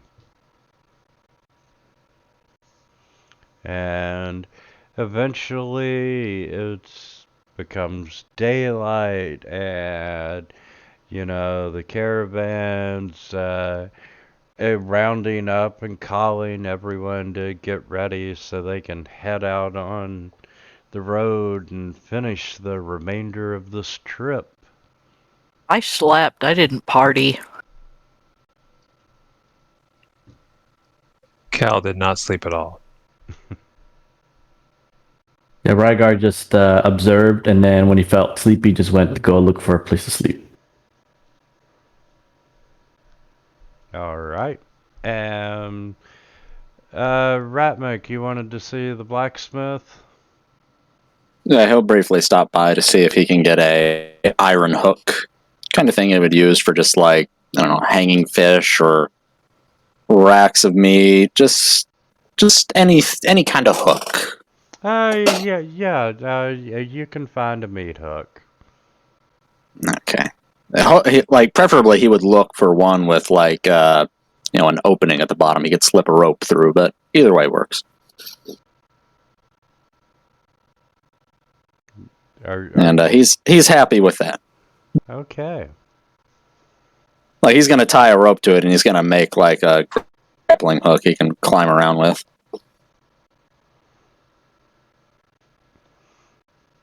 Not a problem. And let's see, anybody want to do anything else in town? When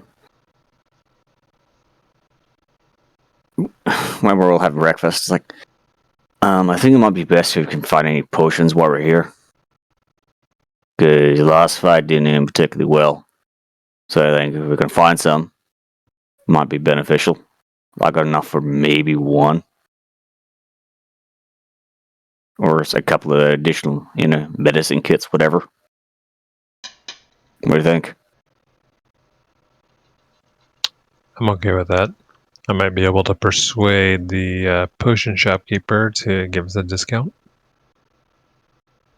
Oh, Yes, that's a good idea. The same guy that you just persuaded and realized that you tricked him, and then Ratmink come in and stole his poison? That guy? Oh wait, God. that's the same dude? No, no. You negative. should definitely go back. Ratmac didn't tell you about the theft. Ratmake doesn't have to tell me he stole a bunch of crap.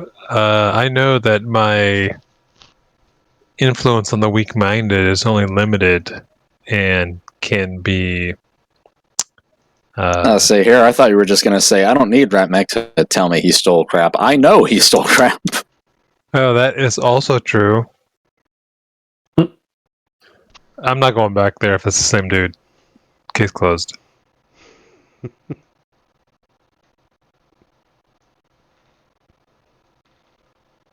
Yeah, so I think we're pretty well ready to go.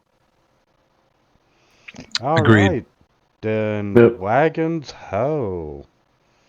And you all set out on the last leg of the journey to Greyhaven. As the carts start off, Ratmek will retrieve his ill-gotten gains from their hiding place and get back in the cart with the others. He's got the one vial in one hand, and he's got the other vial in the other hand, and he's just kind of looking at him like, "What is difference?" One of the ponytail which Brom cut off last night has reappeared. But the important question is it still in Ratmek's nest in the corner of the cart? Yes. Wow. Cal is not surprised by any of this. Ratmek realizes this. For the remainder of the trip, he will periodically harvest Brom's hair to add to his nest. I was thinking you could go into a side business of weaving pink ropes. We could use it to stuff pillowcases.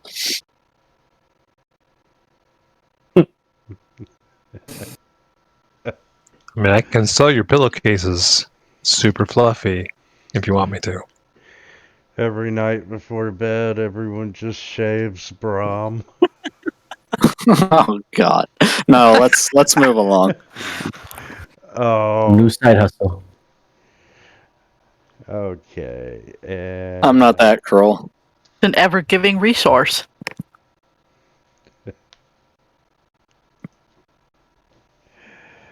And visited.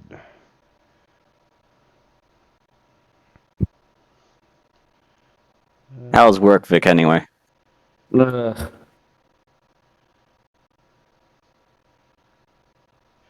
It's tiring. Very tiring. But we got that rocket out, so hopefully no more weekends. This might be a dumb question, but what do you do for work, Vic? Oh, not a dumb question. I work for SpaceX. Yeah. Oh, cool. I work for good old Elon's company. Yes, he serves our modern day mad scientist. Yep. Nice. Wow.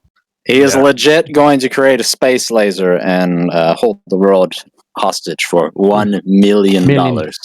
And then we're gonna laugh and be like, it's 2021. No one has that kind of money.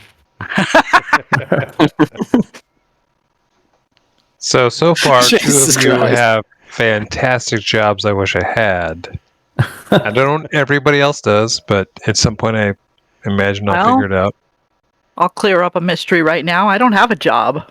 Oh, So, Yeah, she just flies you do. planes. You fly a everywhere. B-17 bomber all around the United States. oh yeah. Well, I fly in it. I don't fly it very much. I got a job working like shipping, receiving for a company. It's pretty cozy. You go in, throw some stuff on some shelves in the morning, and then have the rest of the day off. But to be honest, that's volunteer. It's not a job. I would volunteer to fly a B-17. Yeah. Uh-huh. same. Absolutely. You don't learn how to fly it though. You just you're put in charge of flying it. Well, you're in the Still back. and legit.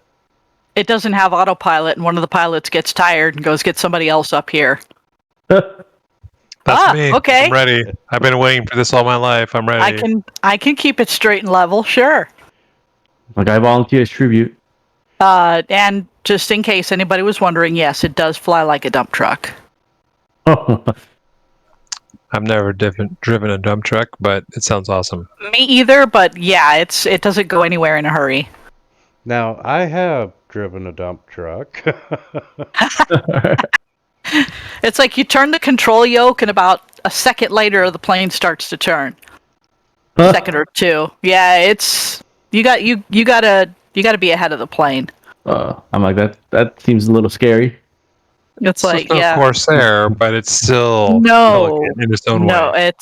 she's awesome. She's my favorite. Well, I wouldn't have spent 6 weeks with her this summer if I didn't like it. Ah.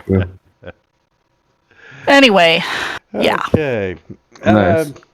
So the caravan takes off, and Curly Bill said that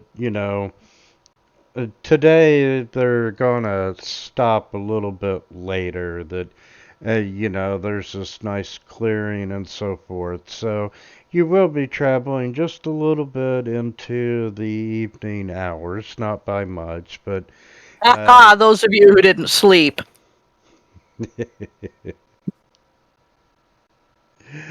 and so anyway, I figure a lot of you are catnapping during the day as you can, and you're taking turns, and it starts to get dark, and Curly Bill says, it's just a little bit further up the road, and this is something that they always do. It's one of his favorite clearings. He has a favorite clearing. Yeah. Don't you? Mm, You don't have a favorite camping or picnic spot? Like I've got this real nice clearing area just on the other side of town. It's great. I love it. I don't do anything with it, but just really like it. okay. Um, however, as you're traveling along, you can notice a bright light shining up out of this field. And it's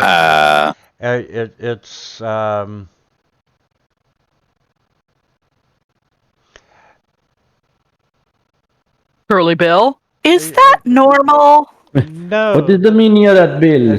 That is not normal. There's some old stones over there, but I've never seen anything like it. And you got this little light that's just shining straight up into the sky like a spotlight. My eyes get bigger when he mentions old stones.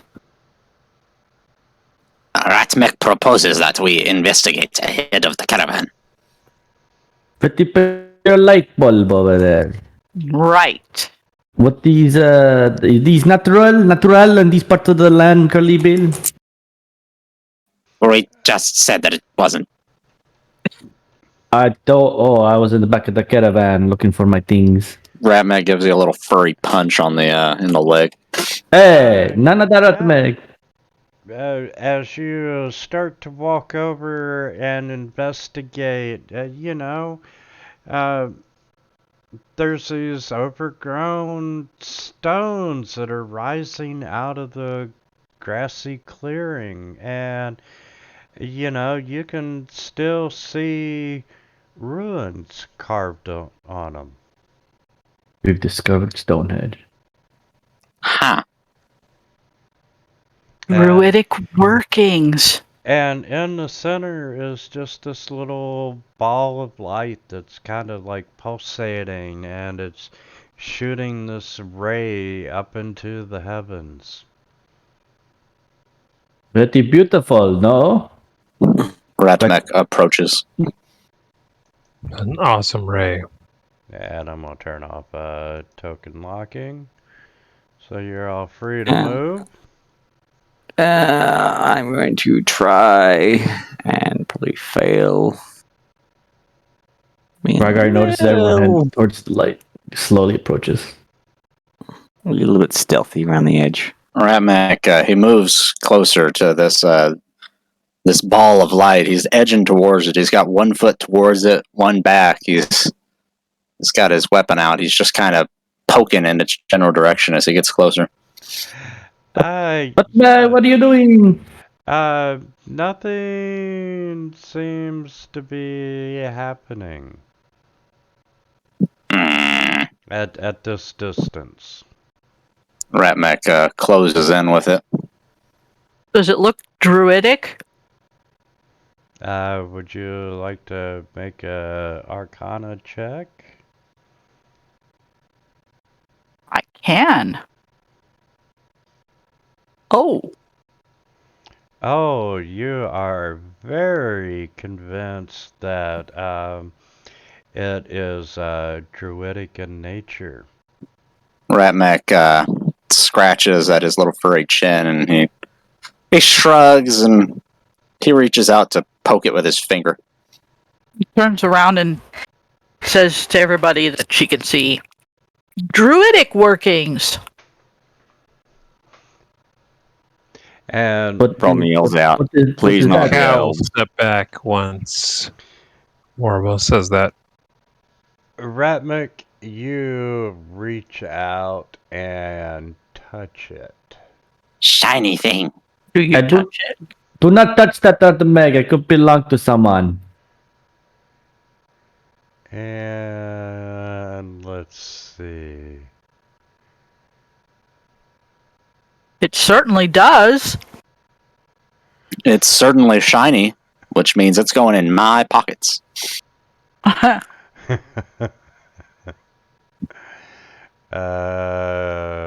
Shit.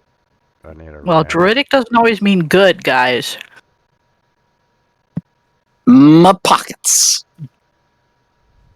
Get So away that was from good. there, that Meg. You don't need no business there.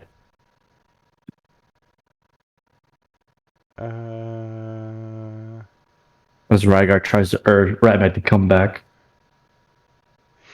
Ratmik, I'm gonna be real, Rygar. I have a hard time understanding you with that accent. I know, I keep hearing nutmeg. Ratameg.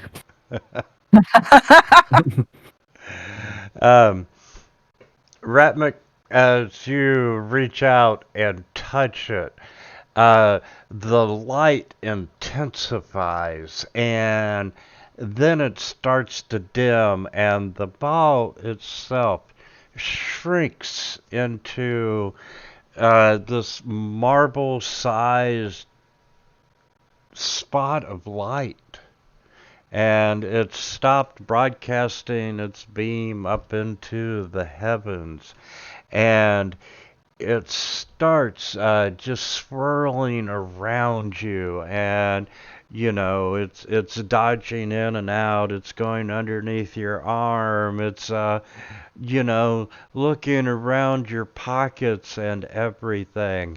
And Ratmech does a little dance as he dodges around it.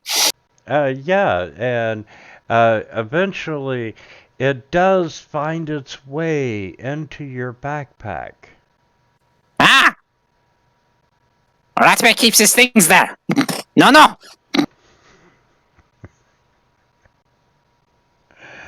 He opens up the flap a little bit and peeks inside. And you see give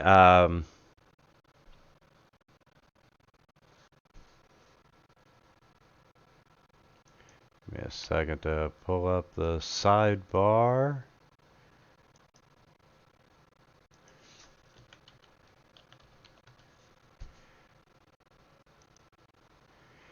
And yeah, you can see that this grappling hook that you just bought is glowing. And Huh? this Oh. little beam of light is just spinning around your grappling hook, and then it just shoots straight up into the air and Wow. vanishes. Huh? Ratmech is confused. Well, either Ratmik, when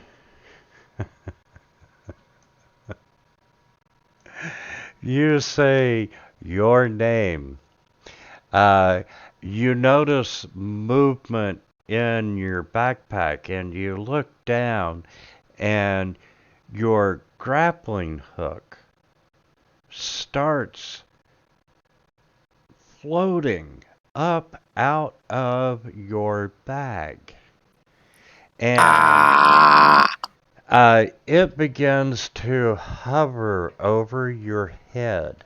And it is shedding bright light out in a 20-foot radius and dim light out into another.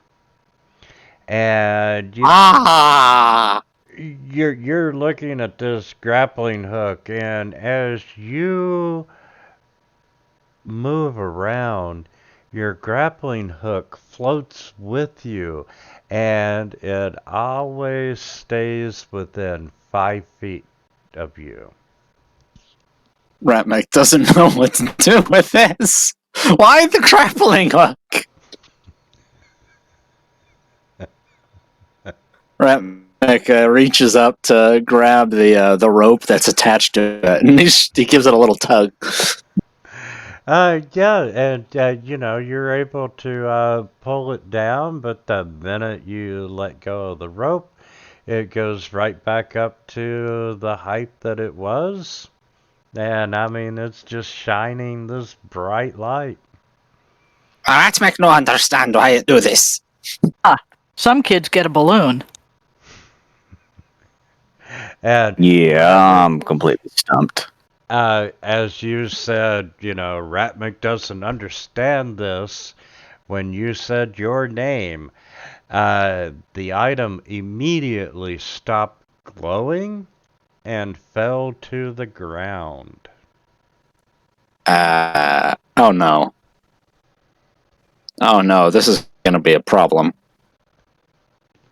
Every time Ratmek says Ratmek, which is his way of speaking, it's going to turn on. Or off. Ratmek picks up the grappling hook. He's just very confused, but he puts it back in his pack, and he turns to the others, and he gives a little rat shrug. Warble. Okay. If you You're kind of Wrong. laughing in you're laughing in flamingo. Yeah. You're not And, wrong. you realize what is happening.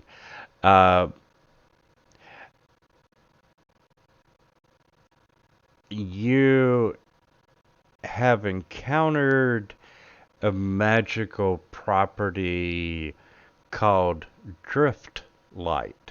Drift light.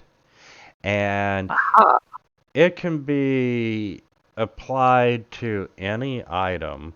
And basically, I was having a little bit of fun with the Ratmic.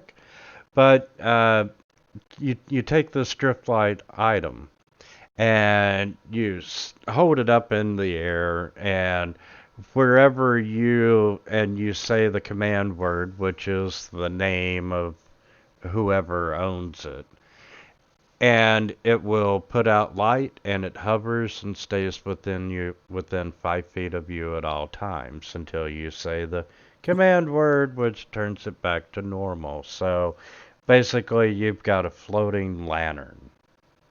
So I write that out on my slate for Ratmek. Ratmek sees and he's like, Ratmek understands what this does. Ding! it comes floating back out again. And he brings his paw and his middle hand up to his head, and he starts doing like a frustrated "Nyah!" and he stamps his little feet. He goes, Ratmek! Causes to fall back down again. Yeah, This could be fun. It was either down to the grappling hook or 1,000 ball bearings. Oh my god. Can you even imagine? Oh boy. But, that's within 5 feet of you, so you would stand a chance of, Good luck trying to use that thing. Oh my god. So. It's a Okay. lantern now. And so anyway, yeah, you now have a magical floating crowbar that casts or grappling hook that throws out light. And Ratmac just shakes his head and he starts heading back towards the cart. Not very good for being stealthy. That's going to be awesome. And you see Finn Dazzle standing at the clearing, and he's just kind of chuckling as you're storming by Ratmick, and he's like, don't feel bad, little fella. Here, have a piece of cheese. And he throws you a gold piece-sized chunk of Gouda cheese this time. Ratmac catches it and he pauses. He looks at it. He gives Finn Dazzle just this like he's still kind of pissed off, but at the same time, it's like he's got cheese. I'm going to walk up behind Ratmac and then in his own voice say, Ratmac! Ah! And see what happens. And you can see this grappling hook trying to float out of the back of his backpack, and there's all kinds of lens flares and light beams shooting out of your backpack. I'd say it again real quick just to shut it off. And We need to give that thing a new password. Ratmac turns around and he gives you he points a finger at you and he gives you a look before continuing to storm back to the carts. Oh. Hey, Wobble. You're a druid, right? Yes. Can you see if you can change the adjustment on that thing so it doesn't say every time you say Ratmac, it does that? Or Ratmac and it goes away. Can you change that for me? I write down, I'll try. And I'll take a look at it. Just change it to literally anything else.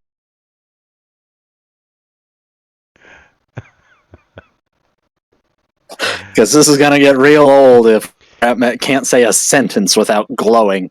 Yeah, I'll take it and examine it and see if I can figure out it really how to depends change on It really depends on how closely related Wobble is to Good Morning. Different worlds, so not very at all. But hey, all things are possible in the multiverse. Well, this is true. Just get back on the cart.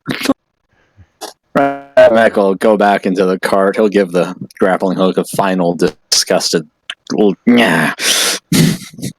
Before he goes back to examining the vials of poison that he looted. Because this is going to be a problem. And Warble, you're pretty confident that you're probably talented enough and understand enough to change the command word to something like "Hey Alexa" or "Okay Siri." About light lift. Yes, Ratmac can use that.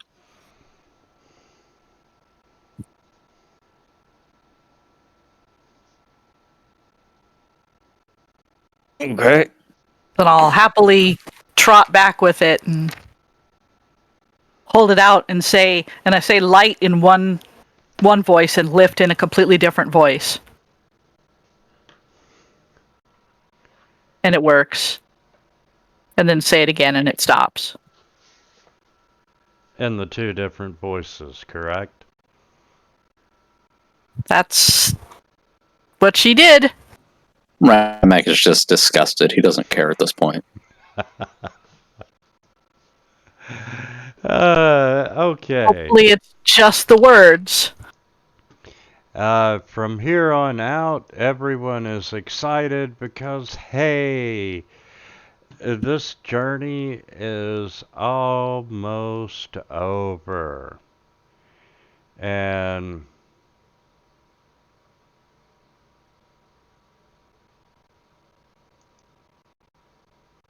Yeah. Find my map. We gonna get paid. Are we though?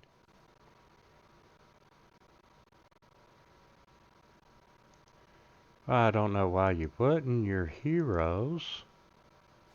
Are we though? Close to Greyhaven. And So is Ratmat gonna have to try out these vials of poison?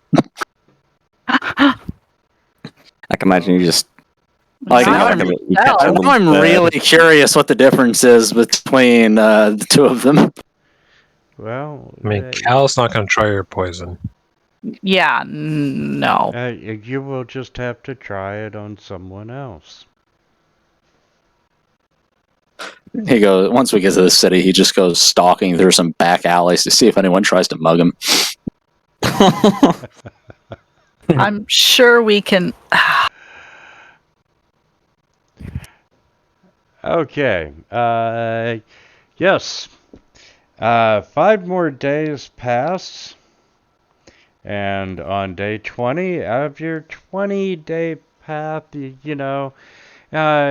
yesterday you seen this beautiful lake and so forth, and today you're starting to smell the salt air from the ocean as you come closer to the city of Greyhaven, and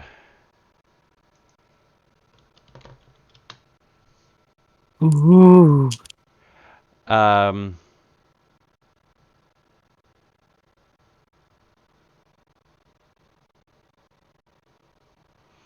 Yes, and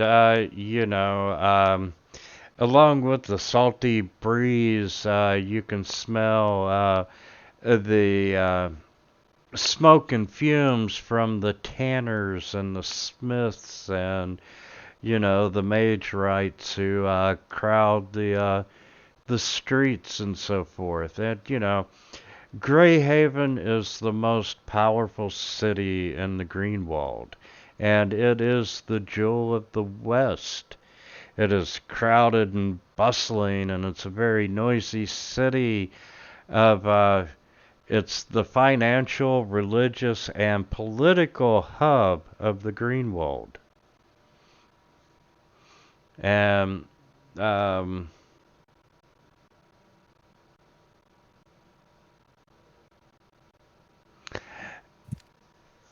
you come through some fields on your way, and you see the city and its towers and so forth, and it's surrounded by this massive stone gate.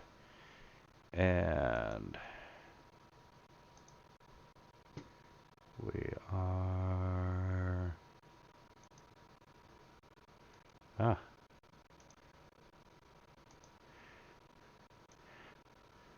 There's an image of Greyhaven.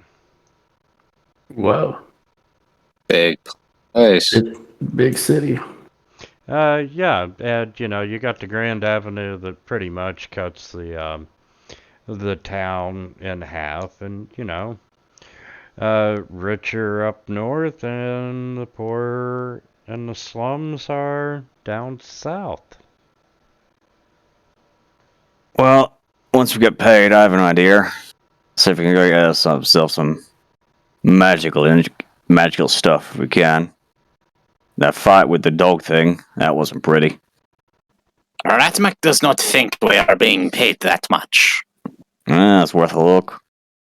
Plus, I don't want to be ripping off our arms every time.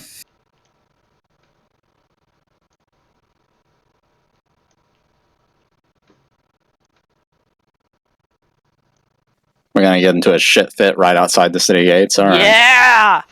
Just kidding. It's happening. So, Hey, Rhaegar, this is Greyhaven. I've only been here like twice, maybe in the last few decades. This is Greyhaven. Yep. Rygar's just mesmerized by the cityness. Yeah, it is. The grand scale of it. Thing you've ever seen. And, all the wagons are outside the gate, and, this is where you get paid. And we got, 5 party members? Hey, Calamaris. I had a question for you. If I give you 5 silver, will you take Reagan to the decent brothel? Think he needs it. I'll take him to the best brothel. Okay. He hands you 5 silver. Seriously? You saw what getting him drunk. He was out for what? 3 weeks? What do you think getting laid's gonna do to the guy? Wow. Yeah, no, Ratmek is putting a stop to this. He does a little furry cutting of the motion with his hand. It's like, no, you do not do this thing. What is a brothel? Ratmac, you should just join us. We've got plenty of money. Just follow me. We're going to take care of this. Where is this place you are speaking of? Ratmek grabs onto Rygar's pant leg and he starts kind of trying to drag him away. Hey, let go of me. No, man thing. Do not follow them. Rygar, this is a great place for you to de-stress and relax and have a good time. And Oh, no. You told me that about wine, and look what happened. Yes.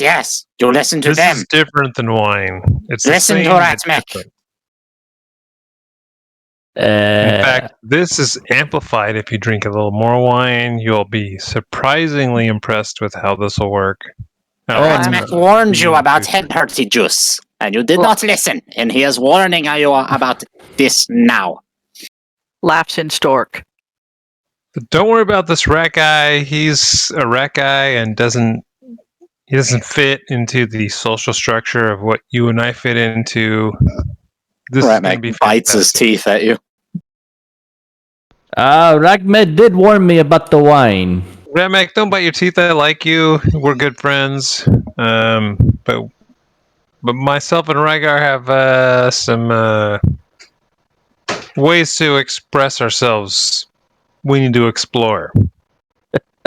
Rag thing, do not listen to long ear thing. I am generally confused. Okay, if you go with Calamaris, he'll show you a good time. No. Leave it at that. Fantastic time.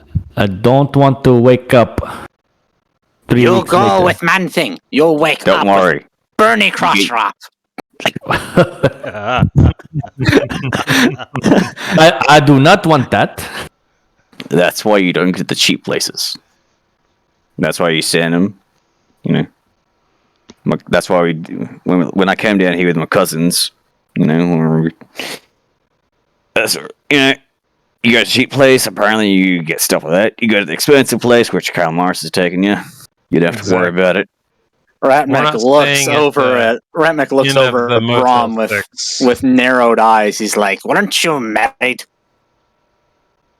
Yeah.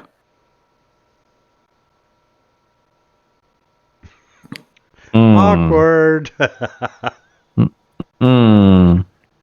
Okay, so while you're all discussing and talking about burning crotch rock, right, and everything else, Curly Bill's paying you, and he's like, you all did a fantastic job, and, if you ever want work, come see me. If you ever need reference, drop my name. I'll give you all a great reference. You all did a great job, and hey, hope you enjoy the city. And he turns and starts to walk off, and he stops, and he looks back at you, and he's like, I hear that the guards are on the lookout for a gnome wizard. I don't know why, but apparently they're bringing in everyone that they can find for questioning. Ratmek ditches the group and scurries off among the carts to find Findazzle immediately. Oh God, what did we do? Curly Bill let you know that the guards are looking for gnome wizards, and they're bringing them all in for questioning. He doesn't know why. What did you get us into, Bill? I'll write out something on my slate that says, does he know if any of the gnomes that have already been collected have been seen again? No. He has no idea. Okay. And Ratmek is already knocking on Findazzle's front caravan door. Yeah, and yes, I'll go. My little furry I'll go there friend. too. How are you? Ratmek. Ratmek no have no time for talk. Tell you much warnings. Guard peoples look for no man with wizard powers. Questioning, imprisoning. Thought you should know. Oh my god, someone must know about the map. They will look for you if you enter city. We must disguise you or sneak past them. That would be a great idea. Because we do need to get into the city. That, or we could always strap you underneath the cart. Wait, that probably wouldn't work. Never mind. I'll write on my slate. Can you magic your appearance? I can mirror image my appearance, but that's it. Rathmek says to you, hide in cart. We must find hiding place, and then we will take the cart to the gates. Where is it that you need to go in the city? I need to go to my friend Tychus's. Let's get in the city first, and then we'll worry about where we gotta go. So you want me to hide here? What if the guards go to check the wagon? You better hide pretty well then. Alternatively, we could cause a distraction for you. Then you slip in through the gates. Mr. Gnome, what is this map you speak of? Map? What are you talking about? You said that they're after our map. Okay. Oh yeah, that. Findazzle, your gnomish wizard who you're trying to sneak in, has got a sage friend inside the city that has found a map that it really looks like it's a map to this very powerful artifact that could, change the world for good or evil depending upon whose hands that it's in. And Findazzle is coming to the city to verify his friend's research. Findazzle does not have the map, Tychus does. But apparently, people have found out that, Findazzle is coming to look at the map, and, they want to grab him for questioning. We must protect this man at all costs.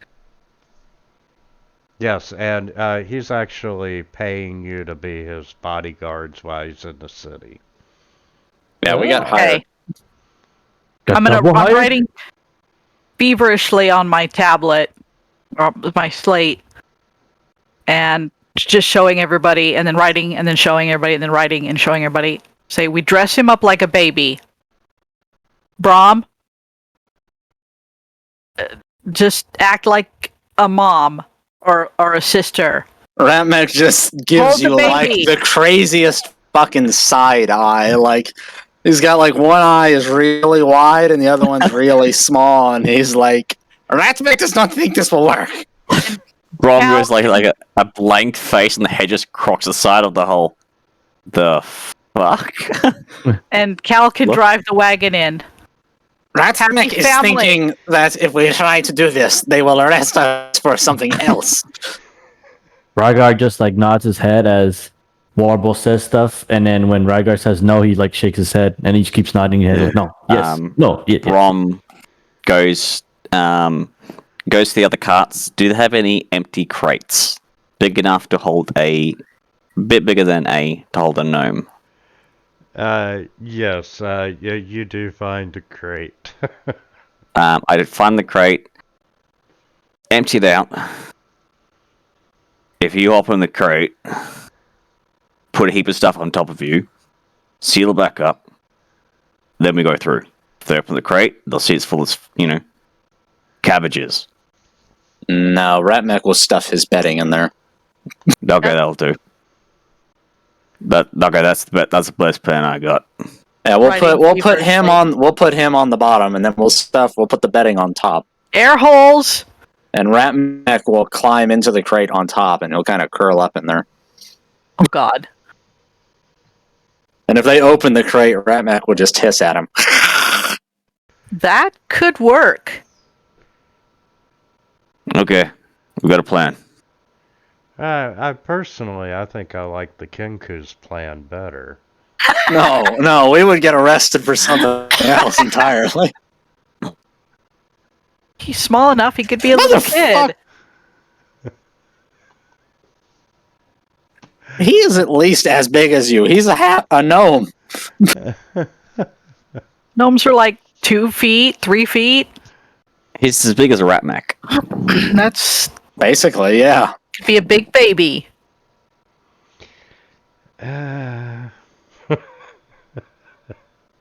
We are thinking not... the grown man and the grown man and a diaper. That just right. Okay, so are you putting the lid on the crate with Ratmech and Findazzle inside, or are you just gonna let it be open and it's Ratmech's bed?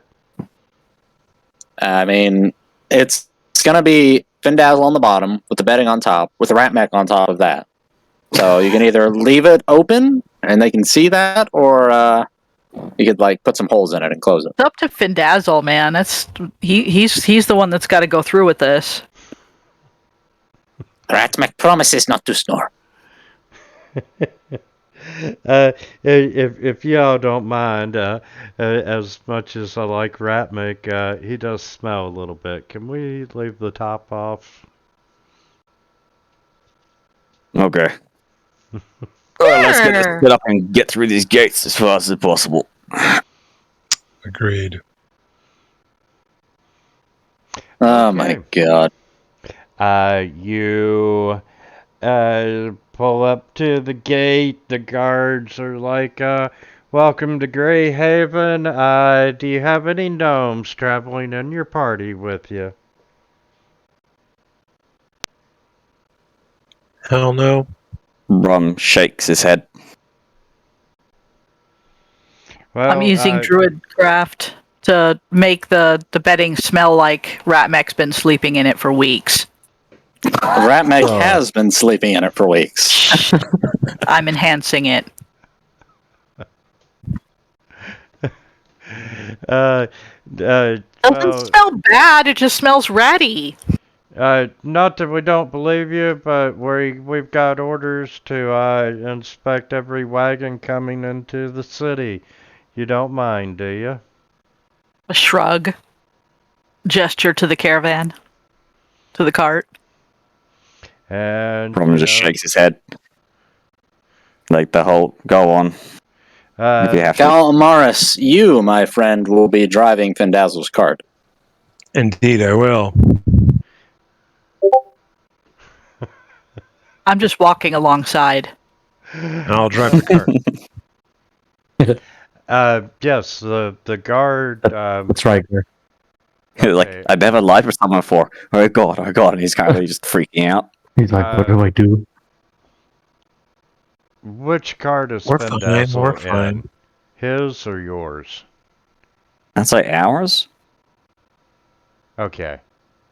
Just all of our stuff's just been piled on top of it. Okay. And yeah, the guard walks around back and pulls the curtain to look inside, and Vila, you have done a wonderful job with your druid craft, and just the smell of Ratmik is, it's literally burning the guard's eyes. It is that powerful, and they're like, "Oh my God, what is that odor?" Ramek pokes his head over the edge of the crate. Ah, close curtain. Too Hey, bright. what the fuck is that? Rude. Ratmik! That is my friend. Ratmik is the greatest, most powerful blade in all the lands.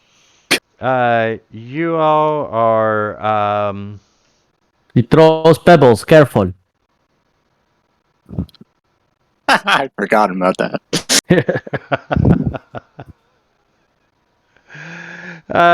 yeah, you're all free to go on in, but keep that thing on a leash, and my God, give it a bath. It smells horrible. We've We tried tried. that once. We've tried. He hisses at the guard and he scurries back under the crate. I've smelled better outhouses down in the dock ward than I have that thing. It wasn't that bad. Well, you gotta. It's like it's your thing and the genuine article too. So Yeah, and quite honestly, Yeah. Ratmik is more powerful than the druid craft. Nice. Well, yeah, I was just trying to go subtle. And we're gonna pull that shit off of Findazzle, and he's gonna be unconscious at the bottom of the crate. Did you put air holes?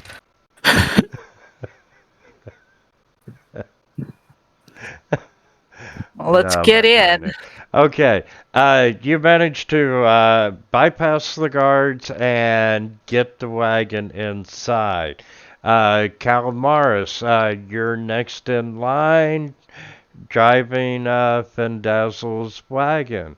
And, he asks you, "Sir, do you have any gnomes in your party?" No, we don't. Partey. And, not that I don't believe you, but we are under orders to search every wagon.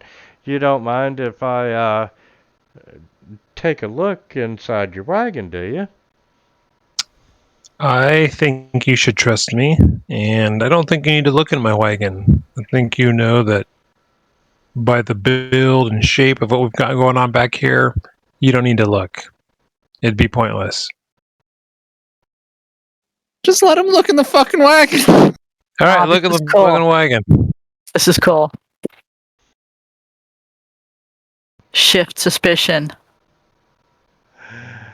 Okay. They weren't suspicious. They walk around and, they look in the wagon and you see one of the guards, looks back down the side of the wagon towards you, Cal, and, he comes up and he says, "Sir, would you mind getting down out of the wagon for a second?" Oh, shit. All right, Do not resist. Do not resist. I'll get out of the wagon, but I'll be ready to establish a mental connection with him telepathically. Okay, and They'll light you up with like 60 crossbow bolts. he looks at you and he's like, you're kind of tall. How tall? Yeah. How tall are you? 6 foot? 6'1", 6'2". Oh, boy. Would you mind coming back here with me for a second, sir? I've got a question for you. I'm 6, none your business. Yeah, I'm not a gnome. I'll come back there. Tell me you Why- bought it secondhand. Why is everything inside built for smaller people. Everything inside what? Everything inside Findazzle's wagon it's very elegant and lavish, but It's is gnome all sized. gnome-sized. You better Oh, come right. up with It's a pretty lie on the much- spot, or It's pretty much a, for lack of a better explanation, it's kind of a playhouse for children, if you know what I mean. These journeys are long. We're going from point A to point B. We're here arrest for him. months at a time, and a lot of us have kids, and it would be helpful to have something for them to occupy their time. Okay. Sir, there's like 60 bottles of liquor in here.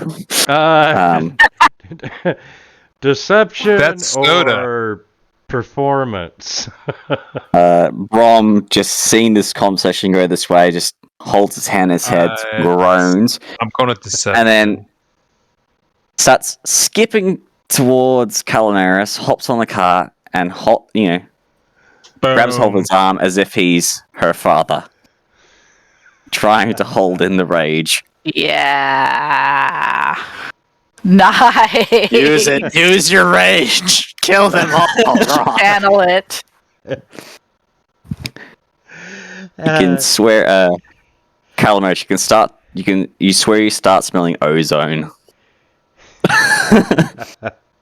Okay. Cal, you had your doubts that, you were going to be able to pull this one off. And, however, Brahm just popping over, bebopping over to you and holding your arm, and it really convinced the guard that that's probably a good idea. More wagon trains should have activities for the kids. I remember when I was young, and we come across country on the wagon train. I was so bored. And, man, I would have loved to have a place like this to hang out. Yeah, Right? I bet That's what you're I'm really saying. popular with the kids. And you know what? You can go on That doesn't in. sound good. All right, we're going in. Being popular with the kids. That's it. Brahm's alter ego is now named Poppy.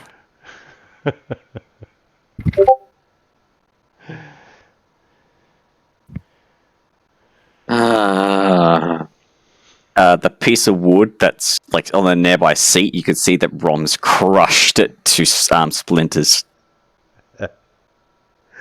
Who was it earlier that made the Taylor Swift comment?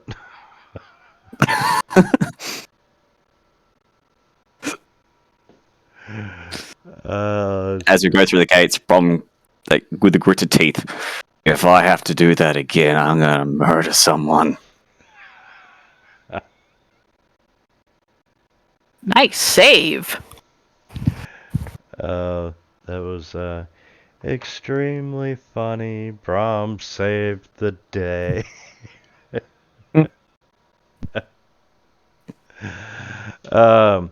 Okay.